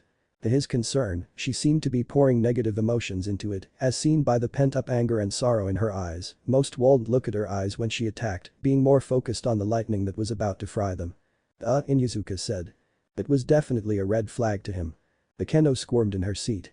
Alright, that's enough, he said, and she complied after one last bolt before quickly schooling her features. For starters, you're skilled with your magic, and I don't think we really need to work on it. Thank you, she replied with a smile. However, your source for your magic is concerning. She barely stopped herself from flinching at his statement. What do you mean? The source for all magic is our own reserves. Akeno, unlike her counterpart, did flinch at that, so did Azazel. True, but that's not what I meant, and you know it. He gave her a serious look that made her avert her gaze. Sighing, he took a seat on the grass and waved for her to do the same. Akeno, you're pouring a lot of anger and sadness into your attack. It may give you focus, but it could seriously hamper you. What do you know? She retorted, but her tone was much softer than she normally used. I bet you don't have anything you hate. Not true, he countered, there are plenty of things I hate, however, I don't use my hatred because I've seen what it does to people. Way too true, Naruto muttered. Reaching over, he thumbed her cheek and wiped away a stray tear that was rolling down. Her eyes were wide as she looked at him, seeing him give her a small smile of encouragement. "Don't let your anger control you, Akeno, it isn't worth it." "What do you mean?" she asked, looking confused. Sighing, he pulled his hand back much to her disappointment and said, "I once had a friend named Sasuke who gave into his hatred. In the end, he threw away every chance he had at happiness. He even killed the man he believed to be the source of his hatred, but it wasn't enough for him, and his anger at me for trying to stop him was what drove him into sending me away." "Bastard," Tenten hissed, getting odd looks. She looked to him in surprise while he looked down sadly. It showed in his expression that he was still hurting from the betrayal, and she couldn't help but wonder if she would one day hurt her friends in her anger. Akeno looked horrified at the sheer idea of that. She hugged her knees and looked to him sadly. "What should I do?" He scooted over to her side, sitting down right next to her so that she could lean on him. "Talk to me, why are you angry, Akeno?" Taking a breath, the troubled young woman began her story. She had been born as the only child of Shuri Himejima, a well-known Shinto priestess, and Barakiel, a fallen angel, and one of the leaders of the fallen angel organization, Grigori. Akeno winced at the mention of her father's name.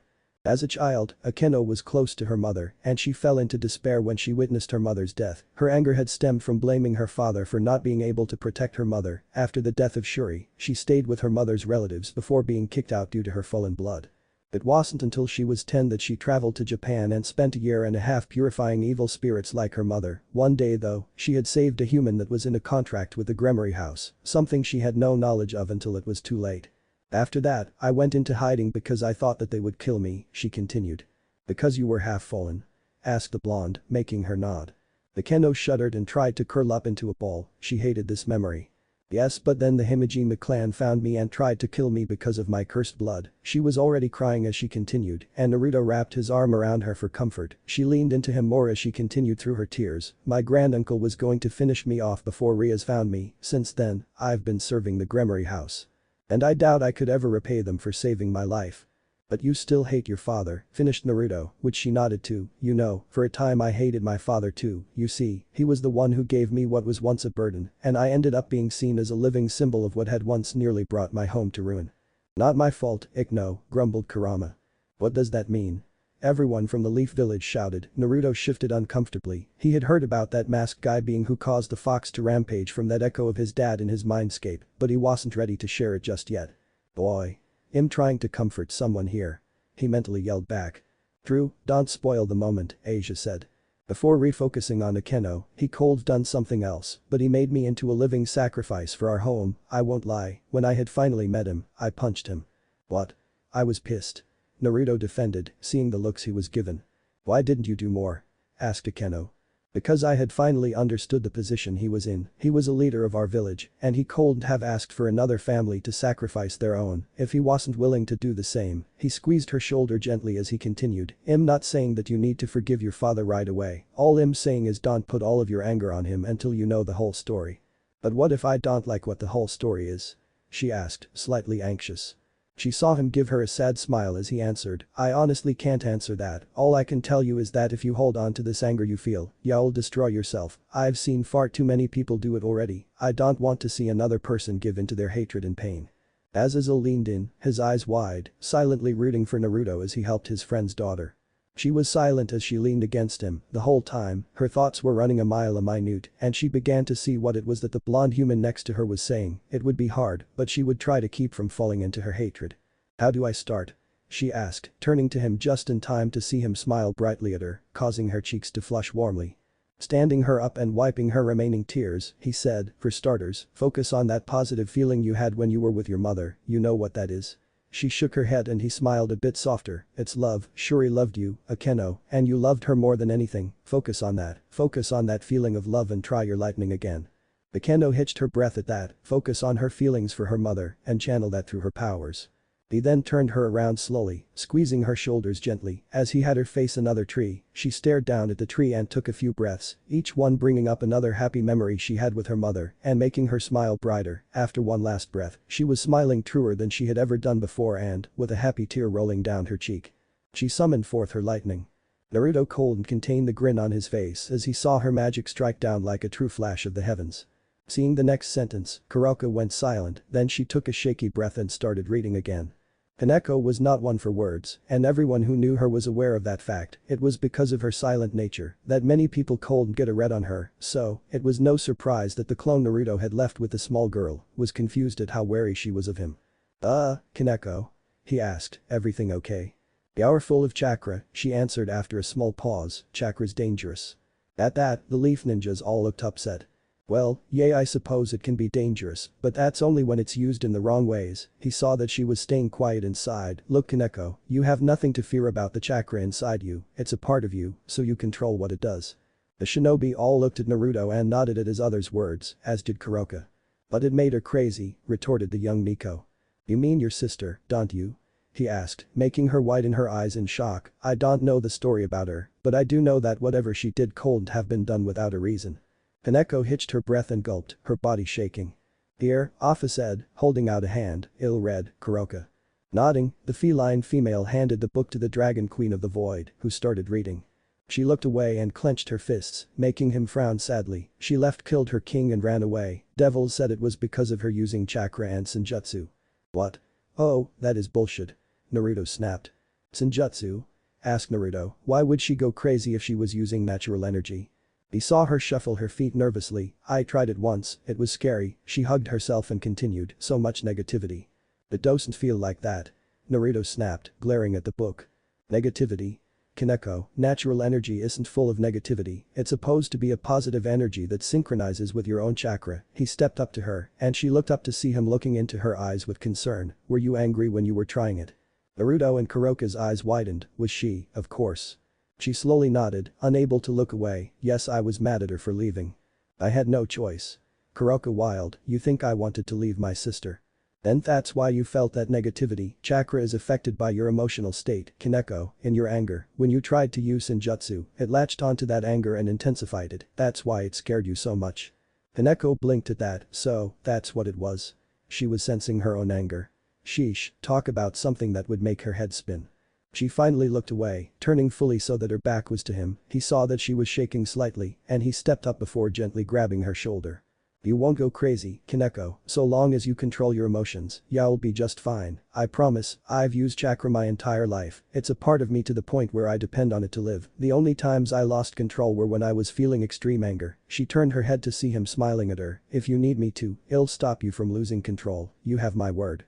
Kuroka shook all over and locked eyes with Naruto, her own starting to water. "Naruto, he was." Her yellow eyes stared dead into his blue ones, seeing nothing but sincerity in them. Slowly, she nodded as she said, "Okay, but I want to see your chakra first." He blinked at the request before smiling. "Alright, stand back for a moment." Once she was back far enough, he mentally called out, "Kurama." "Yay, I know, well stick to the chakra mode for now." The blonde clone nodded before his form became enshrouded in a flickering gold energy. "Wait, golden?" Sakura said, "That's not right, it's red, I've seen it." Naruto shrugged, "Maybe I haven't gotten to the level where it's like that yet," he said. That had black markings on his torso, his eyes were a deep orange with slit pupils, and two bangs shot upward in the form of horns. "Okay, I know I haven't gotten to that level yet," Naruto said, his eyes wide. He flexed his implanted arm when he saw that the sun mark that Hagoromo gave him was visible and in a bright orange color on his palm. "Wait, isn't Hagoromo the guy who gave Sasuke?" Naruto winced as he felt the fox getting worked up again. Hanako was looking on in shock at how warm and protective his chakra was. It made her natural senses go into overdrive, and she had to fight herself to stop from releasing her Nico features. "Don't fight it, little sister, trust me, this is how chakra is supposed to feel," Kuroka muttered. He grinned at her and asked, "So, you ready to try out your own chakra?" She nodded slowly as she still fought to keep herself calm. "Yes, I am." Kuroka and Kaneko both gulped. "Good," he replied with a smile as he dropped his chakra mode. He then had them sit across from one another and instructed, "Now, let's start with getting a feel for your chakra first. I want you to relax and sense it inside of you." Nodding, she closed her eyes and took her first real steps in chakra control. Naruto sat on the roof of the manor after he had finished eating dinner with the devils. He had to admit that they were impressive, though that Issei reminded him way too much of Jiraiya. Naruto moaned, he was going to have to pay for this because of someone else. Damn it.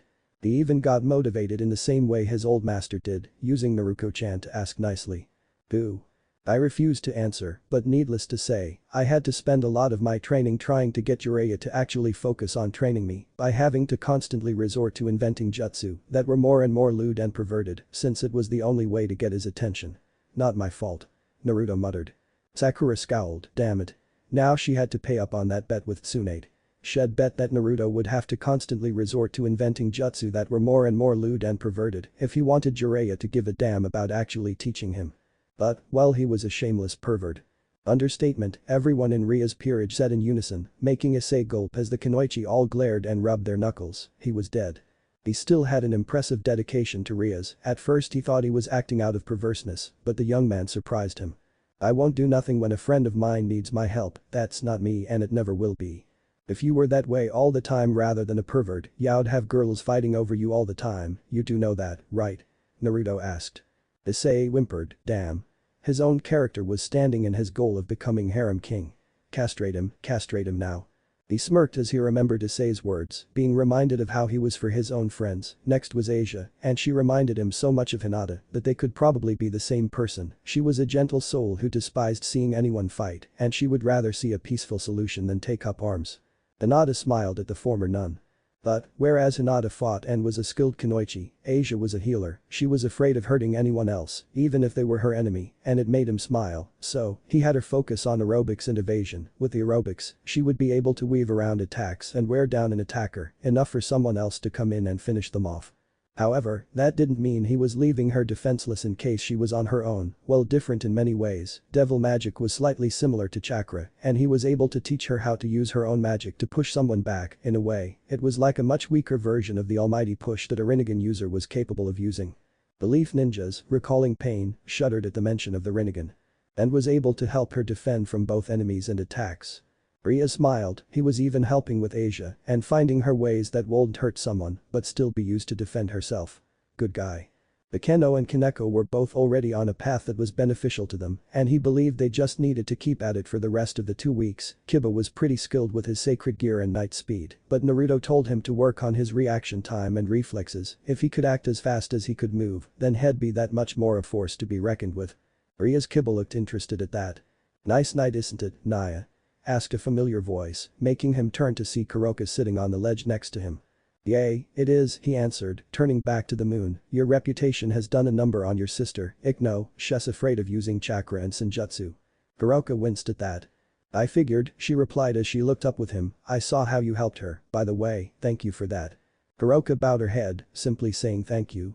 No, those 2 words were nowhere near enough. I was afraid that she would deny who she was for the rest of her life. Kuroka flinched at that, she was frightened by that, alright. I'll have to talk to her at some point, she needs to know the truth from you and not from some rumors. I know, Kuroka muttered softly. I know, sighed the Nico, I'm still waiting for the right time. That time won't exist if you keep stalling. He then turned to her and offered, if you want, I could help you talk to her after this rating game, I think she should focus on this for the moment. Kuroka jerked up and stared at Naruto, he was willing to help her reconnect with the last family she had left, but he barely knew her. I'd do that? She asked in surprise, but why help someone you just met? He laughed at her question, holding his side as he did so, you'd be surprised how many times I've actually done that. You are far from the first person I helped the same day I met them. She blinked at his response before she slowly smiled, his chakra felt so warm and bright, it was like the sun she loved to bathe in so much, or a nice warm fire she could curl up next to. Kuroka and Kaneko nodded, his energy did feel that way. But then a thought came to her as she remembered something. You mentioned senjutsu, can you use it?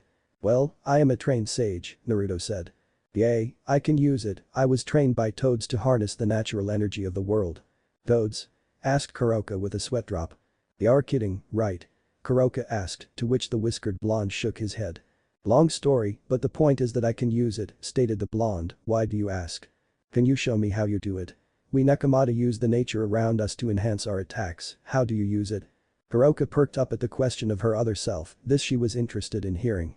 The Uzumaki didn't answer her, instead, he took a breath and calmed himself, to her surprise, his energy faded and began to mix itself with the natural energy surrounding her, he was practically invisible to her even though he was sitting right next to her.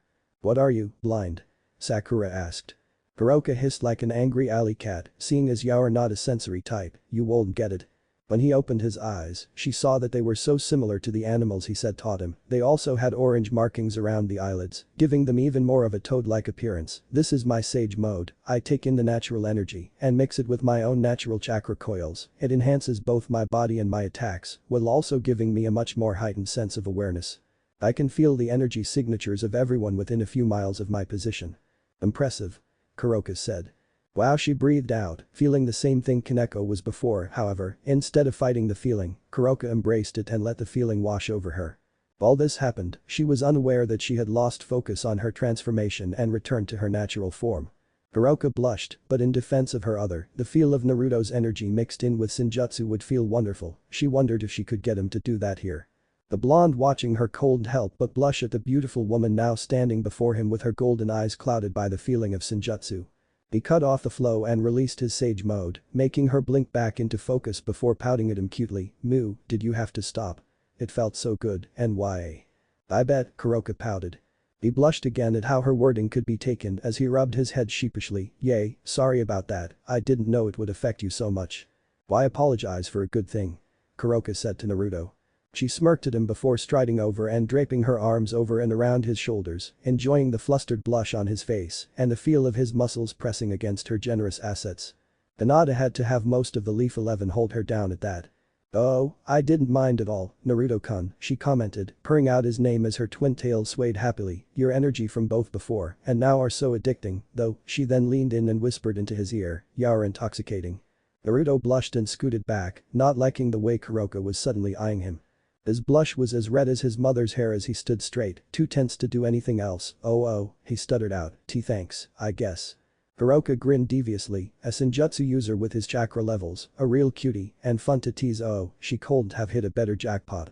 She giggled at his flustered state before she pulled away, mentally berating herself for doing so. Don't worry, Naruto-kun, I said that I wasn't your enemy, and I meant it. Besides, I owe you some answers, right? He nodded as his blush calmed down. Well, for starters, I'm a criminal for killing my king that I was a bishop for. He made a threat to use my sister against me when she was just a child, and I acted first before I left her with the Gremory house. Kuroka winced at that. And the rumors about you going crazy? Asked the blonde. Those were his surviving peerage members that saw that I was using chakra and Senjutsu to kill him. They spread the rumors to have me branded as a criminal and seen as crazy. I see. Well, I can tell right now that you're anything but crazy. Your chakra is very calm and you seem to be more intelligent than most. Thank you, Naya. Kuroka said. Thank you, Naya. She replied with a feline grin that hid the small blush she had from his praise. No need to repeat yourself, Akeno teased.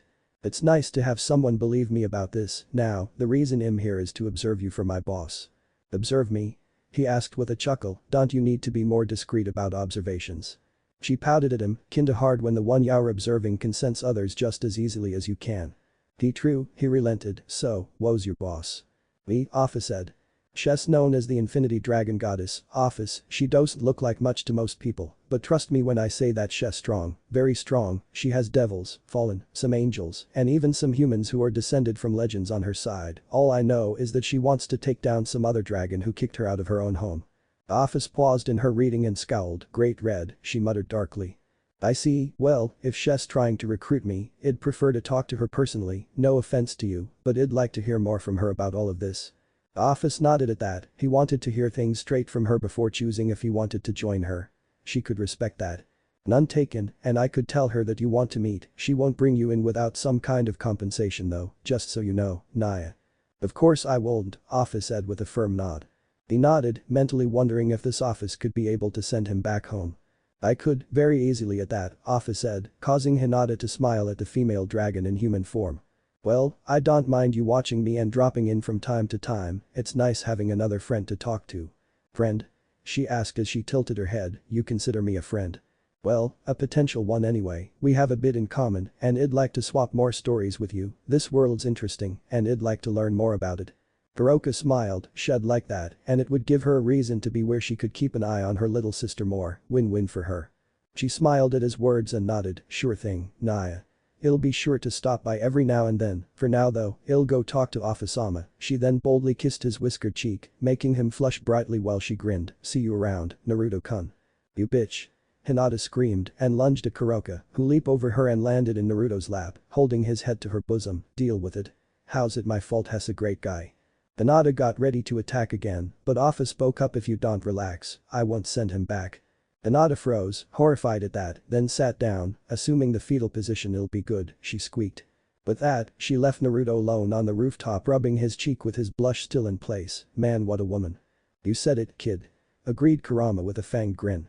Everyone looked at Naruto shocked while Kuroka beamed, overjoyed. Rias laid back on her bed, completely bare for anyone to see if they entered her room.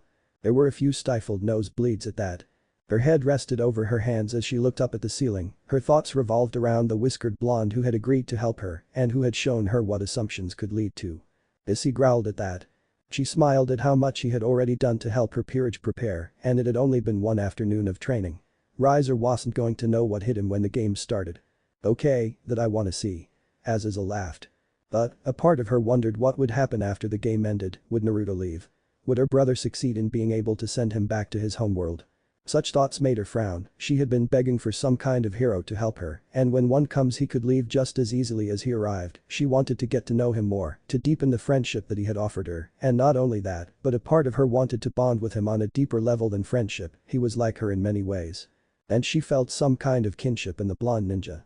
She blushed as she realized that she was already attracted to Naruto Uzumaki. As Naruto and Rias blushed, Hinata snarled at that. But it was hard not to be. He was just so charming in his own way, and he was so confident in anything he set his mind to. She couldn't help but want to be beside him through his newest strides. The Hyuga girl had to begrudgingly nod in agreement to the female devil's words at that, after all, she was the same way. Giggling softly to herself, she slowly fell asleep and began to dream of the blonde hero. The Kendo hugged a pillow as she smiled and laid on her own bed, unknowingly like her king, the queen of Rias peerage was thinking about the Uzumaki, she giggled as she remembered how he had comforted her and made her remember the good times she had with her mother. Azazel smiled, this was good, this was just what a Kendo needed. Her smile softened as she recalled the feeling of warmth when she focused on the love she had for her mother instead of the anger against her father.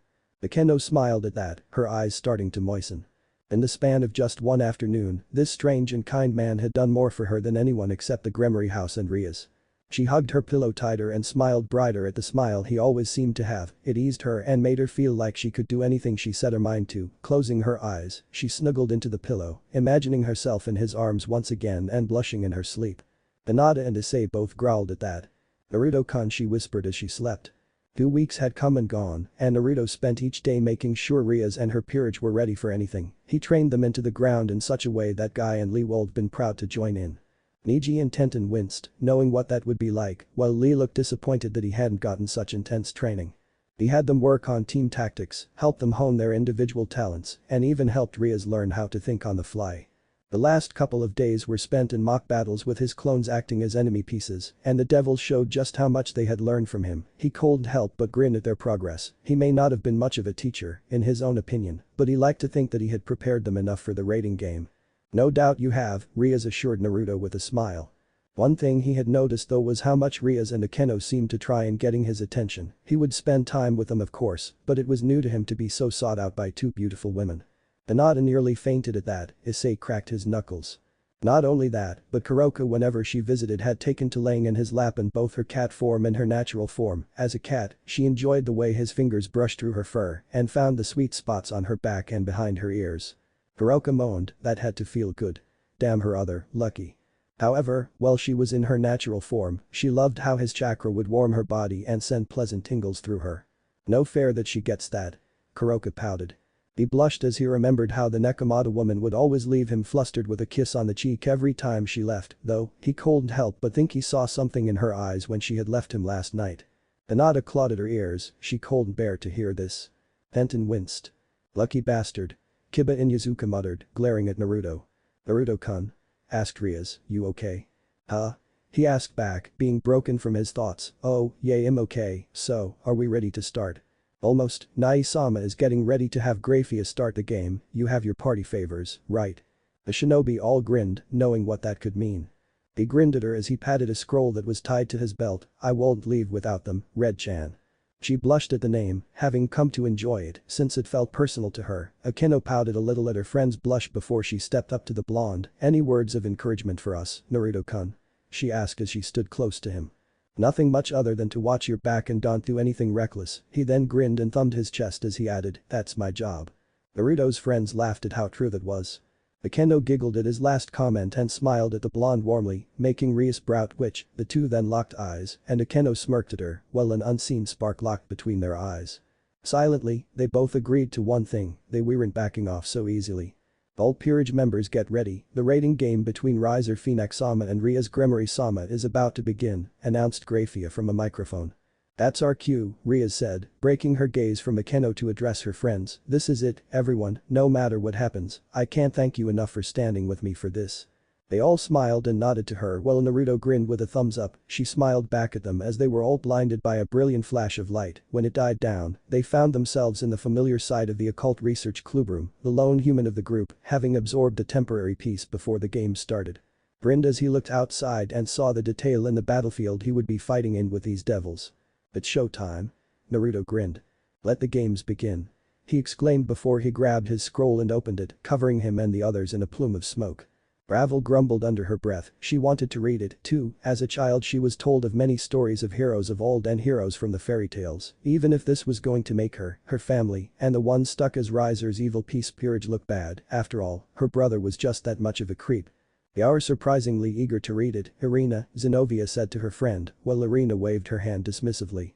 Of course, and it's not like you weren't interested in it, Irina shot back.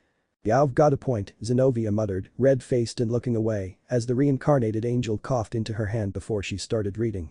Alright, let's see here, muttered Naruto as the contents of his now empty scroll rested on the desk Rias sat at, the others looked at what he had and were a bit confused at the contents revealed.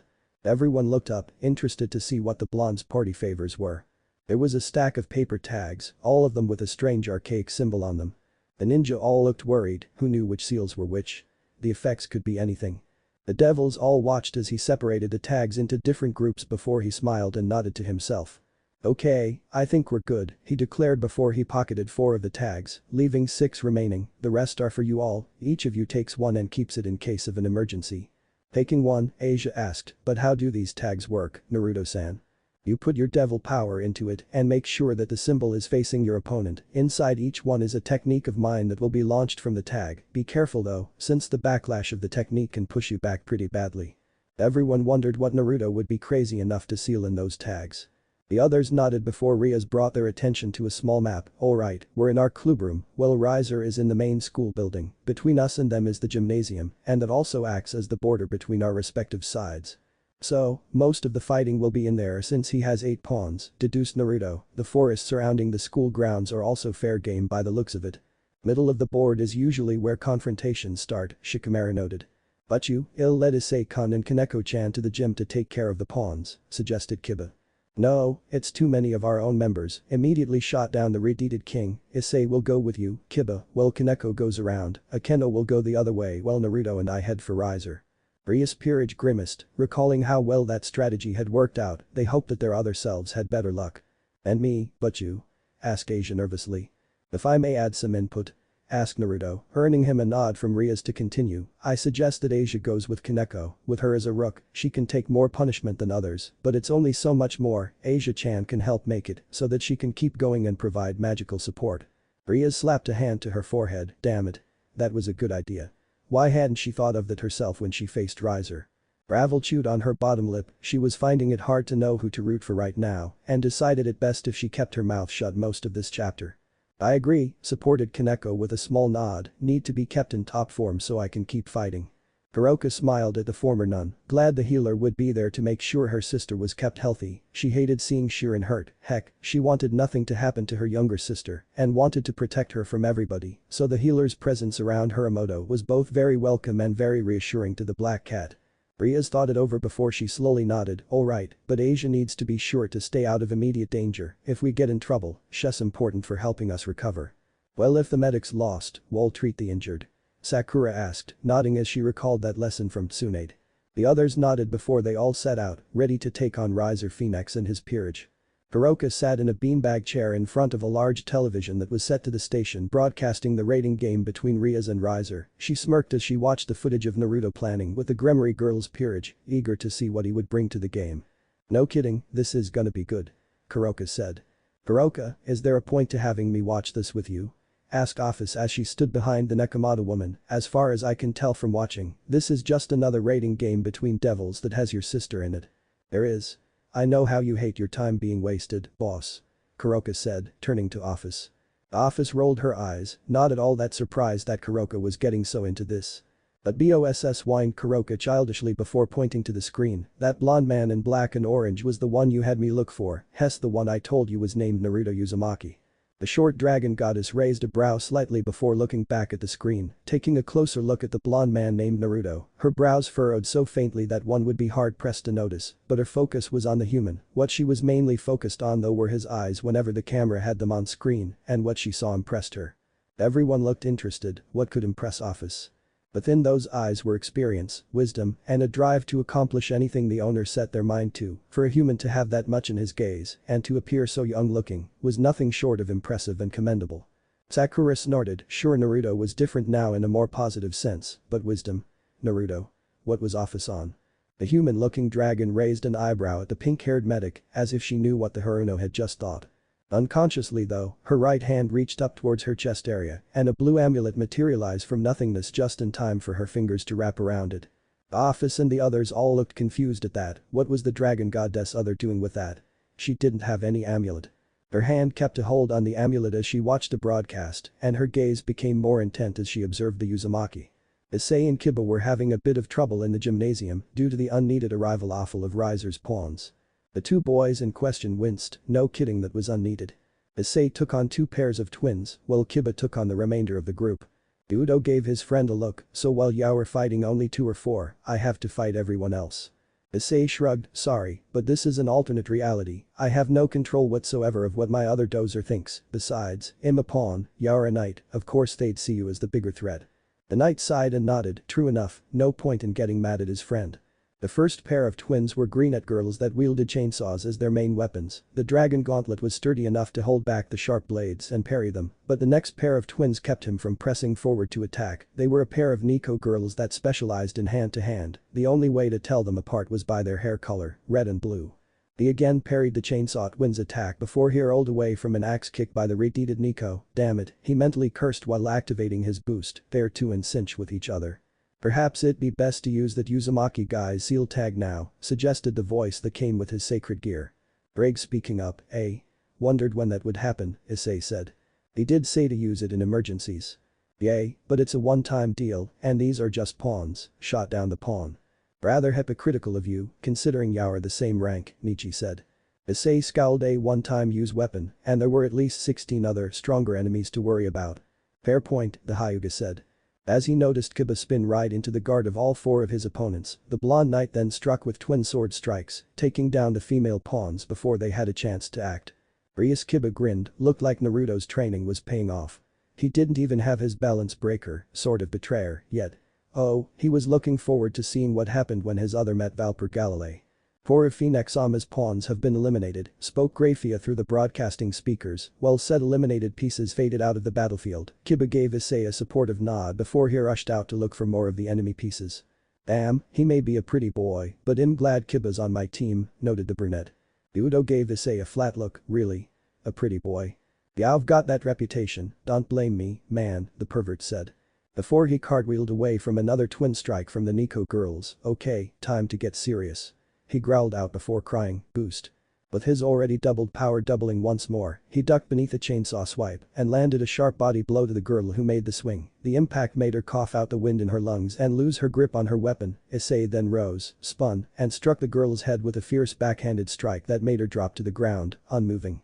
Wonder how well Naruto would do as a teacher if he got the pervert to actually kick their butts rather than slobber over them, Kaneko said. Issei yelped a second later as the female ninjas began sharpening their kunai and giving him the evil eye. One even went as far as mouthing dead meat to him and pretended to slit her throat with a kunai. If he wasn't so worried that he was going to die before the end of this chapter, he would corrected Kaneko. Out of the T&A department, he was a T fan, Volley was the one who liked ass. Nell. Cried Isle, the other chainsaw twin, as she saw her sister get eliminated and removed from play, bastard. She then screamed as she rushed the dragon-armed teen. Issei gave her a fierce look and then aimed his weaponized left arm at her, remembering something Naruto told him. Issei, everyone has a dormant power within them that will come when its wielder is ready, it isn't just your sacred gear that makes you strong. Good advice, a deep voice said suddenly, and everyone but Office jumped. Then Issei looked down at his hand to see the back of it, had a glowing green oval there, and Issei sighed, Drake, wonder why you didn't speak up until now, partner. If he still had a body, Issei suspected the dragon might shrugged, not much of a reason to, seeing as everything before was just build up, the dragon said. Spirit of a dragon sealed inside that gauntlet he has, speaks up from time to time, Office said in explanation to the ninjas, who nodded. A dormant power, mused the brunette as he focused harder than he had ever done before, summoning forth a notable level of devil power, the energy built up in his arm, and the name came to him as he fired, dragon shot. The energy shot forward as a massive blast with the tip taking on the form of a dragon's head, it roared at Isle as she watched it in shock before it engulfed her and exploded in a fierce burst. The Nexama's sixth pawn has been eliminated. The twin Nico looked at the scorched ground where Isle once stood before looking back to Issei, who was rolling his shoulder with a slight grimace, NGH definitely not used to that much power, he muttered. Began the redeed. Yes Lee, asked the brunette. We need to hurry up and take him down before he promotes himself. Everyone gawked at that, then Issei grinned, damn, hadn't even promoted himself past being a pawn, and he was kicking ass. Oh, hell yeah. Wonder how well Naruto would do against Albion, Drake said thoughtfully. Issei looked hurt and worried at that, hurt because even his partner seemed to like Naruto better, worried because he knew removing a sacred gear killed the current user who had it. Well, wouldn't mind helping get him ready, but if you pick this guy as your partner, it's his place to help you beat this rival of yours, not mine, Naruto said. True, the Red Dragon agreed. Issei sighed and Rias group all looked relieved, they didn't want their friend to die like that. But can I just say that with everything that's been found out so far, I'd like to say I'm relieved Albion didn't have Uzumaki as a host, Drag said. Issei paled at that, okay, as tough as Vale was, if Drag was openly pointing out that Naruto would be a more dangerous match partnered with a sacred gear that was the opposite of his own, than the strongest white dragon emperor was, he was glad Naruto didn't have the divine dividing longinus. Naruto's creativity added onto the power of the divine diving sacred gear, along with this Kurama guy being in him and his sage training, Naruto as the White Dragon Emperor would be scary. What are you saying? Tenten asked. The dragon Issei has within that gauntlet Drag has the ability to double the user's power every 10 seconds, while Drag's rival, Albion, has ability to divide an opponent's strength by half after coming into physical contact with them every 10 seconds and absorb that half power to add to his own. If the added power exceeds the amount that can be safely contained, the excess energy is expelled. Which allows the one with that power to always be at their highest potential. Not only that, but the ones partnered with Albion have the power to even shrink the size of objects and living beings around them, even space within dimensions, by constantly having them, Office said. So they're opposites and rivals, then, Sai said, feeling strongly reminded of Sasuke and Naruto's own rivalry. Office nodded, yes, and the idea just now was how dangerous Albion would ever become if he had Naruto as his partner. The ninjas and faction leaders all winced. Okay, scary idea, do not go there, Choji muttered. Her twin nodded and the duo dropped to all fours and their eyes became more feline, baring their fangs and new claws, they shot at Issei who readied himself for them. Hey kid, began the voice, making Issei perk up, here's another power you could use, but it drains you of the boosted power you have saved up. Will it hurt? Returned the teen as the Nico girls got closer. A bit, but you'll get used to it, you might want to use it now, finished the voice as it imparted the knowledge of the power to its host. Issei groaned at the sudden wave of new knowledge before he shot his eyes opened and raised his arm skyward, boosted gear. Explosion. He roared as the jewel on his gauntlet shined brightly and unleashed a massive burst of power. Okay, how is it you consider yourself a bad teacher if you help this much as far as our development? Yudo asked Naruto, who shrugged.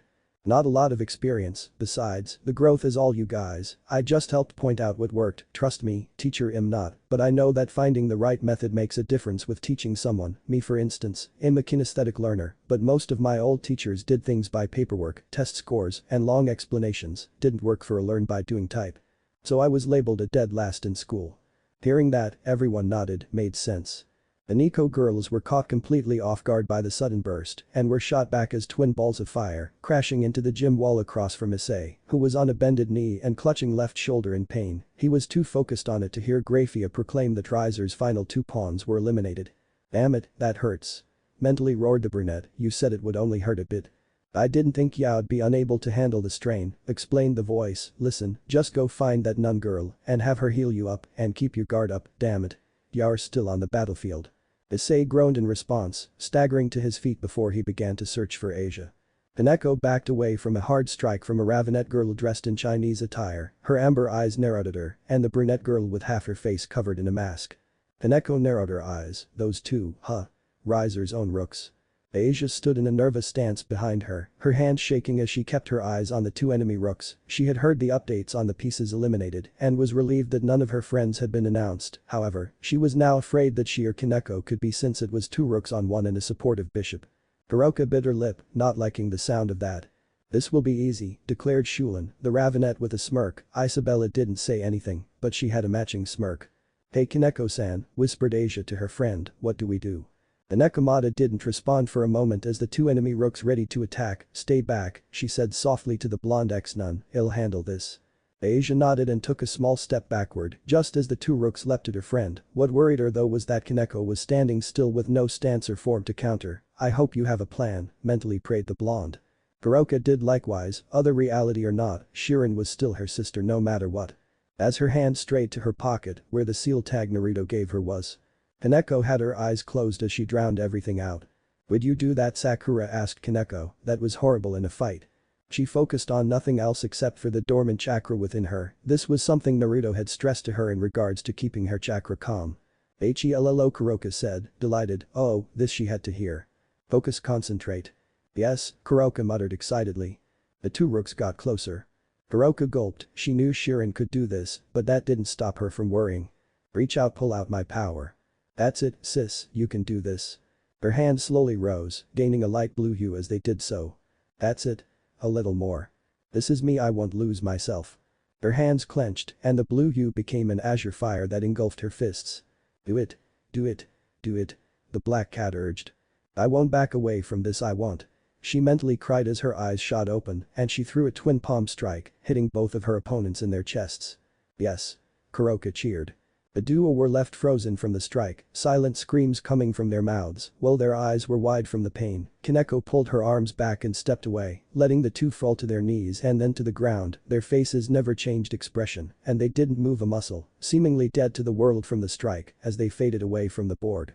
"The Nexama's two rooks have been eliminated," stated Grafia, making Kaneko stare at her hands contemplatively. She clenched them a few times before nodding to herself and turning to Asia, who was looking to her in awe.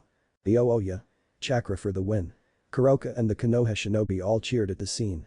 "Let's keep going," stated the young Nekomata as she took the lead with the blonde bishop right on her tail, no pun intended. Shirin-chan, NYA cheered Kuroka from her seat as she witnessed her sister use chakra to take down her opponents. "You have no idea how hard it would be to keep from doing a victory dance at that," Kuroka said. Mentally, she added, "Thank you, Naruto-kun." "Oh, I'll thank him all right," Kuroka said, eyeing the blonde whose lap she was in. Naruto gulped at the way the black cat suddenly tightened her grip on him. "Impressive for one so young," commented Office as she remained standing behind her Nekomata subordinate. "I'm curious, though, I was under the impression that your sister was swayed away from the usage of chakra or anything to do with it." "Wait, anything that has to do with chakra, but as a chakra user," Ino said. Kuroka nodded, looking upset. "Bingo, chakra-phobic to the point of estrangement with me. So you can imagine how much this means for me," she said, tightening her grip on Naruto. The stray cat turned to her boss with a Cheshire grin on her face. "Boo. Bad pun," Inyazuka said. She was, but Naruto-kun was able to convince her otherwise. "Now, we can try and rebuild that bond we once had, Naya," she said, smiling longingly towards the end as she imagined having her little sister back. "No kidding, I want that again," Kuroka muttered. A human one full of chakra convinced her to embrace the very energy she feared. Queried the dragon goddess with a raised brow, turning back to the television, she asked in a softer tone, "Just who is this Naruto Uzumaki?" Kuroka smiled as she turned back to the screen as well, "Hessa hero, boss." At that, Naruto groaned, he wasn't used to the hero label yet and it made him somewhat uncomfortable. "I'm not taking that back.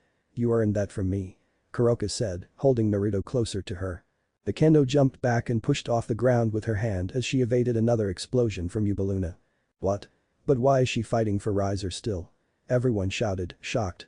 "Probably forced her, won't put it past him to pull that," Ravel said, disgusted by her elder sibling being just that kind of character. The others all muttered angrily, certainly seemed the kind of thing Riser would pull like that. She retaliated with a wave of lightning that was redirected with a magic shield. "Ara, I'm impressed with you, Bomb Queen," commented Akeno as she stood up with her hands on her hips. "You're fighting so fiercely when your master placed your position at risk." Luna frowned at the mention of her master, not fighting for him, Himejima-san, fighting for something else. Huh? Everyone cried. She then unleashed some more explosions around the hybrid queen. Oh? Questioned Akeno as she flew above the bombs and then dive-bombed her opponent, and what would that be? She yelled over the rushing wind. Luna chose to forego her normal magic and instead sent forth a fireball at Akeno, fighting to prove that not worthless, to prove that he was right to fight for me. Hello. Seraphol said, then grinned, odds are she wants to impress the guy she's gonna work for if Tweety loses. I beating up the ones who are out to help make it so Riser is beaten. Tenton asked, not getting the backwards logic. The kendo barrel rolled away from the fireball, staying afloat as she looked down at Luna with a raised brow. He wouldn't happen to be Naruto-kun, wouldn't he? Luna had a dusting of pink on her face before she glared at the hybrid, and if he is? Nailed it. The current Leviathan cheered. To her surprise, Akeno smiled at her and slowly dropped to the ground and landing gently on her feet. So, he got to you too, huh? She asked, though there was a knowing undertone. What are you getting at? I mean that he made you start to believe in yourself again, didn't he? Luna was surprised at the question, but she slowly nodded, yes he did. Naruto gulped and went red in the face, geez. Why was his other such a babe magnet? He was going to need to set up a trap parameter before he went to sleep, or who knew what would happen to him. I guess I shouldn't be surprised, he seems to have this gift for connecting with others, even if they're total strangers, and then, as soon as a connection is made, he shows them the worth that they never knew they had. Anata nodded, fully in agreement, as much as she hated these devil girls all being attracted to Naruto, she understood why they liked him, loath as she was to admit it. That's exactly how I felt when he said he would fight for me, admitted Luna, he made me want to prove that he was fighting for someone worthwhile. Everyone smiled at that, so, she just wanted to prove herself, that was understandable. Akeno nodded as she leaned on the outside wall of the main school building, he did the same for me, he helped me face some old scars, but in a different and more positive way. Azazel smiled at that. Now, I want to show him that he wasn't wasting his time, that I was worth his time. Luna smirked and leaned right next to her fellow queen, sounds to me like you were affected more deeply than I was it the eyes that got you? Naruto blushed. Akeno giggled behind her hand at the question, I'll admit that it was a definite plus, but for me, I think it was those wild locks of his, they're like the sun, warm and bright and so him. His blush deepened. Luna giggled as well, and the two queens soon disregarded the fact that a game was still going on as they talked about the Uzumaki that had made them believe in themselves again. Girl talk about some guy in the middle of a battlefield? Inuzuka asked. The girls Angel, Demon, Dragon and Kunoichi all rolled their eyes at that question, ugh, boys, they just didn't get it. Look, I don't want any trouble, Issei said as he regarded a blonde girl dressed in a high society dress, I just want to get to my king and help her face Riser team. Was wondering when it'd show up, Ravel commented. Ravel Phoenix puffed her cheeks at both the insult to her brother, though she agreed with it. Not surprised, everyone reading said in unison. And it being brushed off so easily, now see here, I will not be disregarded as some pawn by another pawn. You will face me as the game intends us to. Issei sweat dropped at her mightier than thou attitude before he sighed and readied his boosted gear, fine then. Don't say it as if it's some heavy burden to you. Yelled the Phoenix with an embarrassed blush on her face, you should be honored to face a Phoenix in AAHH. She was cut off by a dive kick from Issei that made her shriek in surprise as she dodged. Issei kept up his attack as soon as he landed, using his boost as he neared the girl who looked too shocked to move. She was so surprised that a mere pawn almost got to her that she didn't know what to do. Cardinal rule. Don't step up if you can't put up a decent fight, especially when the one you act that way towards has no intention for fighting you, Shikamaru sighed, troublesome girl. Ravel buried her face in her hands, beyond embarrassed. Closing her eyes, she braced herself for the hit. But no such hit came, instead, she felt an armored hand pat her head and she opened her eyes to see Issei looking at her apologetically, sorry if I frightened you, I honestly can't bring myself to fight someone who can't fight back, look, if you just wait here and promise not to try and fight me and my friends, I promise not to let anyone know where you're at, deal. Not bad, tone down the perv antics, and you might get somewhere with that kind of an attitude, Naruto commented, having had to deal with Uraya and the old lecher's stupidity, he knew what he was talking about. Ravel looked down at the offered, though unarmored, hand from the brunette, why would you offer such a thing? We're enemies aren't we? We don't have to be, suggested Issei as he took the initiative and grabbed her hand, shaking it a couple of times, Issei Haidu, a pawn for Rias, it's nice to meet you. The gathered Kunoichi all gaped in shock, no way was this the same perverted bastard. She was baffled by the sudden introduction, but she couldn't help but smile at the sincerity from the human-turned-devil before her, so, performing a noble curtsy, she greeted back, "My name is Ravel Phoenix, daughter of Lord and Lady Phoenix. A pleasure to meet you as well, Haidu-san." Issei smiled at her before he turned and left to find Riaz, leaving Ravel smiling after him. The reading Ravel smiled at that, her other was still going to hook up with Issei. She just knew it. Unknown to them, they had been observed by Kaneko, who was impressed at the maturity by the pervert, deciding to support him. For once, she left without attacking Ravel. "I'd agree with Uzumaki on that point, tone down the perv antics, and you might get somewhere with that kind of an attitude," the white-haired girl said. Riser smirked as he stared down his fiancée and the human that had challenged him. Well, it looks like him able to kill two birds with one stone." "Careful," replied Naruto with a teasing smirk, "you could accidentally kill yourself with that stone, bird boy." Riser brow twitched at the insult. "Your pain will be delivered slowly. I'm going to enjoy watching you slowly roast to a crisp, to watch the agony in your eyes as you ah." "He didn't," Ravel said, aghast. "No way, her family hated cracks like that." "Who was that abrasive?" "He was cut off by a small stone striking his forehead." "He did?" Rias Peerage cheered, laughing, a phoenix, a bird, using that killing birds with stones metaphor. Riser had set himself up for that. "Boy, here's your stone to kill birds with," called out Naruto, while Riaz struggled not to laugh at the look on Riser's face. Riaz nodded and, unlike her other self, actually was laughing. "Seriously, can I keep this guy?" she asked, gesturing at Naruto. "Do you have both his consent as well as enough evil pieces?" her brother asked. Riaz pouted as that, "Drat. You," growled out the phoenix while Naruto grinned at him. "Yes, me. The guy was gonna kick your ass and make you drop this engagement to Red-chan and get your queen away from your prideful ass." Riser's devil power began to rise, increasing the temperature in the area. "I'm going to enjoy watching you crash and burn." He roared as he unleashed a massive wave of fire. "Seriously, that's all this guy's good at, bad fire puns," Choji said. Naruto stared down the approaching inferno and calmly said, "Riaz." She turned to him and replied, "Yes. That tag I gave you, activate it." She was surprised at how soon she was using her tag, but she complied and pointed the seal at the fire, pouring her devil power into it. She was surprised to see a sphere surrounded by fierce wind blades shoot out of it and streak towards the flames, though she stumbled back from the backlash Naruto had warned her about. Naruto watched with a proud look as his unsealed Rasen shuriken met the wave of fire and engulfed it in a massive explosion. When the burst died down, Riser was left staring in shock at Naruto through the floating embers between them. "Wow, no kidding, you had the right to be proud, a vacuum-based explosion like that, nice kaboom, kid," the Governor General of the Fallen Angels and Grigori said. "Well, I really hope that fire of yours wasn't your best shot. Or does most of your fire go to reforming that massive stick up your ass every time you heal yourself?" Riser saw red at that and roared furiously as his flaming devil wings burst from his back and propelled him toward the Uzumaki. He was too enraged to see Naruto reach behind him and ready another tag, or see Riaz ready a destruction orb. All he was focused on was that damnable grin on the blonde's face, one that poked at his pride and got under his skin so easily. "Naruto excels at that," Sakura sighed. "You say that like it's a bad thing," Riaz said. So, he was ill-prepared for Naruto to duck and palm strike his chest, sticking a seal tag there as he did so. The Uzumaki then spun and ducked beneath his left wing, slapping a second seal tag on his underarm. He kept his spin around Riser and placed the last two tags on his neck and right underarm respectively before he leapt back just in time for Riaz to fire her destruction orb at Riser's face. "Who?" Riaz cheered. "I know it was my other, but damn, can I just say that felt good." Every other female nodded, commenting encouragingly at the Gremory girl's joy at blasting Riser in the face like that. The phoenix stumbled back from the blow to his face, while his power healed any damage that had been done. After shaking himself from the daze, he looked at the tags on his body before scoffing. "Is that it, paper tags? You think paper can stop my fire?" he asked challengingly. The Juka wanted to point that out, but he had a feeling there was more to it than that, but he had to confess that he couldn't have asked for a better person to showcase his other's inventions like the temporary evil piece. He wondered if he could get a pact with the Naruto they were with right now for the same thing.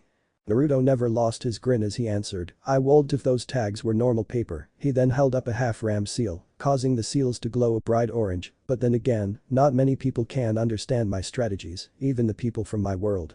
"Ah, I love that. Being such a mold-breaking maverick when it comes to being unorthodox." Naruto sighed, leaning back with his hands behind his head. "Gravity seal. Activate." It happened in an instant, the seals glowed brighter, and Riser felt his body grow exponentially heavier, bringing him down to his hands and knees with his head lowered. His eyes were wide in shock as he realized the position he was forced to take, one of a man of lower stature, bowing to others higher than himself. He was forced to bow to Naruto Uzumaki and Ria's Gremory. Ria's whooped, "Someone take a picture, I'm hanging that in my room. How dare you force me into this position?" He snarled, calling on his fire once more, "Release me, now." Really? He actually thinks He's in a position to make demands. Naruto said incredulously, then turned to Rias, "Seriously, just how desperate was your family to where you were going to be forced to get married off to that dumbus?" Rias sighed and hung her head, "No idea, I know that devils don't, thank God, but I felt like doing just that when I got out of that engagement."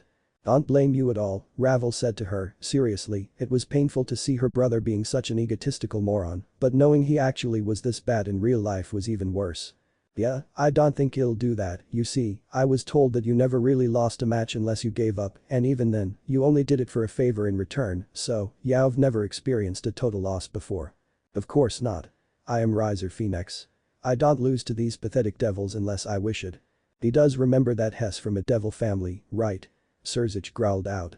"Well then," began Naruto as he crouched down and grinned in an ironically devilish manner at Riser's bowed form, "let me be the first to make you give up, let's let the devils watching witness a human make a noble devil submit." I'm not gonna get blasted to ashes later for that, am I?" Naruto asked nervously, looking at Surzich's, Serafal, Ajuka and Falbium. The four devil leaders all looked at one another, then back at Naruto, "Nah." Naruto sighed, glad he wasn't in trouble with the rulers of the underworld. Rias looked floored at the sight, not once thinking that the Uzumaki would try something so publicly bold. Seeing her fiancé in such a position made her slowly grin and, knowing it was Naruto, made her feel a little hot. Rias and Naruto both flushed at that while Serafal had to encase Hinata in ice to keep her from attacking the Lucifer's little sister. "You have less sense than I first thought if you think him going to submit to a worthless man," growled out Riser as he struggled to move but was unsuccessful. "Okay, how is it I'm the one with less sense compared to him?" Naruto complained, feeling insulted. "No, you really seem to think that we humans are beneath everyone else," noted Naruto as he took a seat in front of Riser, with his legs crossed, "yet, you fail to see just how much we've accomplished." "Like I care," retorted the devil. "You should, your home is so much like that of the human world, in case you didn't notice, also, you devils seem to act on your feelings and desires when we humans can think more rationally." He then stood up and began to slowly circle the bowing blonde, "Now, I'm not saying that we're better than devils, you all have something worthwhile about you too. Just as I'm sure that the fallen and the angels have something that makes them special. Okay, I'm liking how open-minded this guy is, can I just point that out for the record?" Azazel said. The other faction leaders all nodded. "Is there a point to this, or are you going to try and talk me to death?" "Riser, just shut up and listen to him." Rias snapped, surprising the Phoenix, "Can't you see that Hess trying to extend a hand of friendship? He has every right to be furious with you for everything you've said about his home and his people." "Damn, way to tell him," Naruto grinned at the retarded girl. Naruto smiled at the retard and gave her a grateful nod as he continued, "There is no superior race, Riser, everyone has their good qualities, just as everyone has their faults. I'll admit that I'm not perfect, and I never will be." The office's entire focus was on the blonde human being broadcasted, listening to the words he spoke and comparing them to the words that he once said. He knew nobody was perfect, and he made sure to let the world know that it was okay to have faults. Who are you talking about, boss?" Kuroka asked. "I have no idea who my other means, yeah, we're getting too into this," Kuroka office said to the feline. This Naruto reminded her so much of him that she could dare to say that he was reincarnated. "The devil reincarnated as a human," Surzich said, stunned. He looked to his fellow Satans, who also looked interested. "Okay, that is something we need to look into being possible." The other devils, even those not of the four Satans, all nodded. If that was true, things could easily get interesting. Ironic since it would be the reverse of the norm since he was once a devil unlike any before. "What's your other talking about?" Surzich asked. No, all I do is point out that I can't be judged on it due to this being another reality we're reading about. I have no control whatsoever of what my other dozer thinks," the dragon goddess said. Her hand once again gripped the blue amulet while the other rested over her heart. "Sparta," she mentally whispered as a lone tear fell. You mean you and the legendary Dark Knight demon swordsman, that's Sparta?" The Satans all cried, then looked to Office. "Alternate," she said. "Wait, you mean form," Issei started to say, but seeing the looks the rest of Ria's group and Kuroka gave him, all shaking their head, he shut his mouth. But, I know that, despite my faults, I'm proud of who I am and where I come from, just as you are proud of who you are, finished Naruto as the rest of Rias peerage, along with Yubaluna and Ravel, approached the rooftop of the main school building. Surprisingly, the two queens were walking together and talking as if they were old friends, while Ravel had chosen to stand a bit closer to Issei. Wonder why, Kaneko said flatly, she and Ravel got along like, well, cats and birds. Ravel smiled widely at that line that had just been read, she knew it. Ravel, Yubaluna, take down this worthless pest and free me. Ordered Riser to his bishop and queen. Both women regarded their king before Luna stepped forward slowly, making the male phoenix smirk at her obedience. As he pictured his comeback, he failed to notice Luna looking at Naruto's face, while said blonde gave her a kind smile. She returned the smile as she reached her king, standing next to the Jinchuriki. Someone please tell me they have a camera. Rias begged, knowing this was going to be good. Riser, she began, making him lose his smirk at the lacking suffix, you can take that order and shove it. Tell him, girl. Sakura cheered. Following this declaration was an explosion from right under the phoenix, making him cry out in surprise and pain. As the smoke cleared, he was already almost finished healing, and he glared at Luna in fury. You traitorous whore. He roared, making Naruto frown. What did he call her? They'll see that you burn for this. So much that no one in the netherworld, on earth, or even in heaven can recognize you. Naruto sighed and shook his head at the threat. You really are a prideful fool, Riser Phoenix, he stated before turning to his friends. Everyone, point your tags at him, one at a time activate them, and wait until he fully heals before firing off another one. Ego bust is a go, Naruto chuckled darkly. Ria smirked along with him, she was going to love this. The others nodded and pulled out their seal tags, Akeno activating hers first. Like Rias beforehand, the seal unleashed a Rasen shuriken at Riser and engulfed him in a huge burst of wind blades. As he screamed in agony, one by one, the rest of the Gremory peerage activated their seals and struck Riser. Making him experience the sheer torture of millions upon millions of wind blades, shredding both his outside and inside. Millions upon millions of microscopic wind blades making razor-sharp energy needles ripping through him with gale force and cutting at a cellular level. Very nice. Kuroko whistled. As a chakra user herself, she could truly appreciate the mechanics of the attack. After the final one was released by a slightly reluctant Asia, Naruto strode forward and stopped in front of the bowed and gasping Riser. Right now, you've died at least 5 times, and not once have you been able to do a thing about it. Mr. Uzumaki, if you ever want to do business, I can very much say I can work with that, Surzuch grinned at the blonde. Ravel winced at hearing that about her blockhead brother, 5 times and utterly helpless to do anything about it. Ouch. Be damn you, panted out the phoenix as he glared at the Uzumaki in pure hatred. I didn't want to do this, really, I didn't, but I guess I won't be able to make you give up unless you are faced with real terror. He waved back the others, making them distance themselves before he took on his chakra mode. It then shifted into a similar form, but gained a large code and newer markings, his ascended mode. How do I get that? Naruto asked. Pay attention, Riser, he began, staring down the devil with his orange-slitted eyes. I want you to see what exactly you've been up against this whole time. This'll be odd. Akeno purred.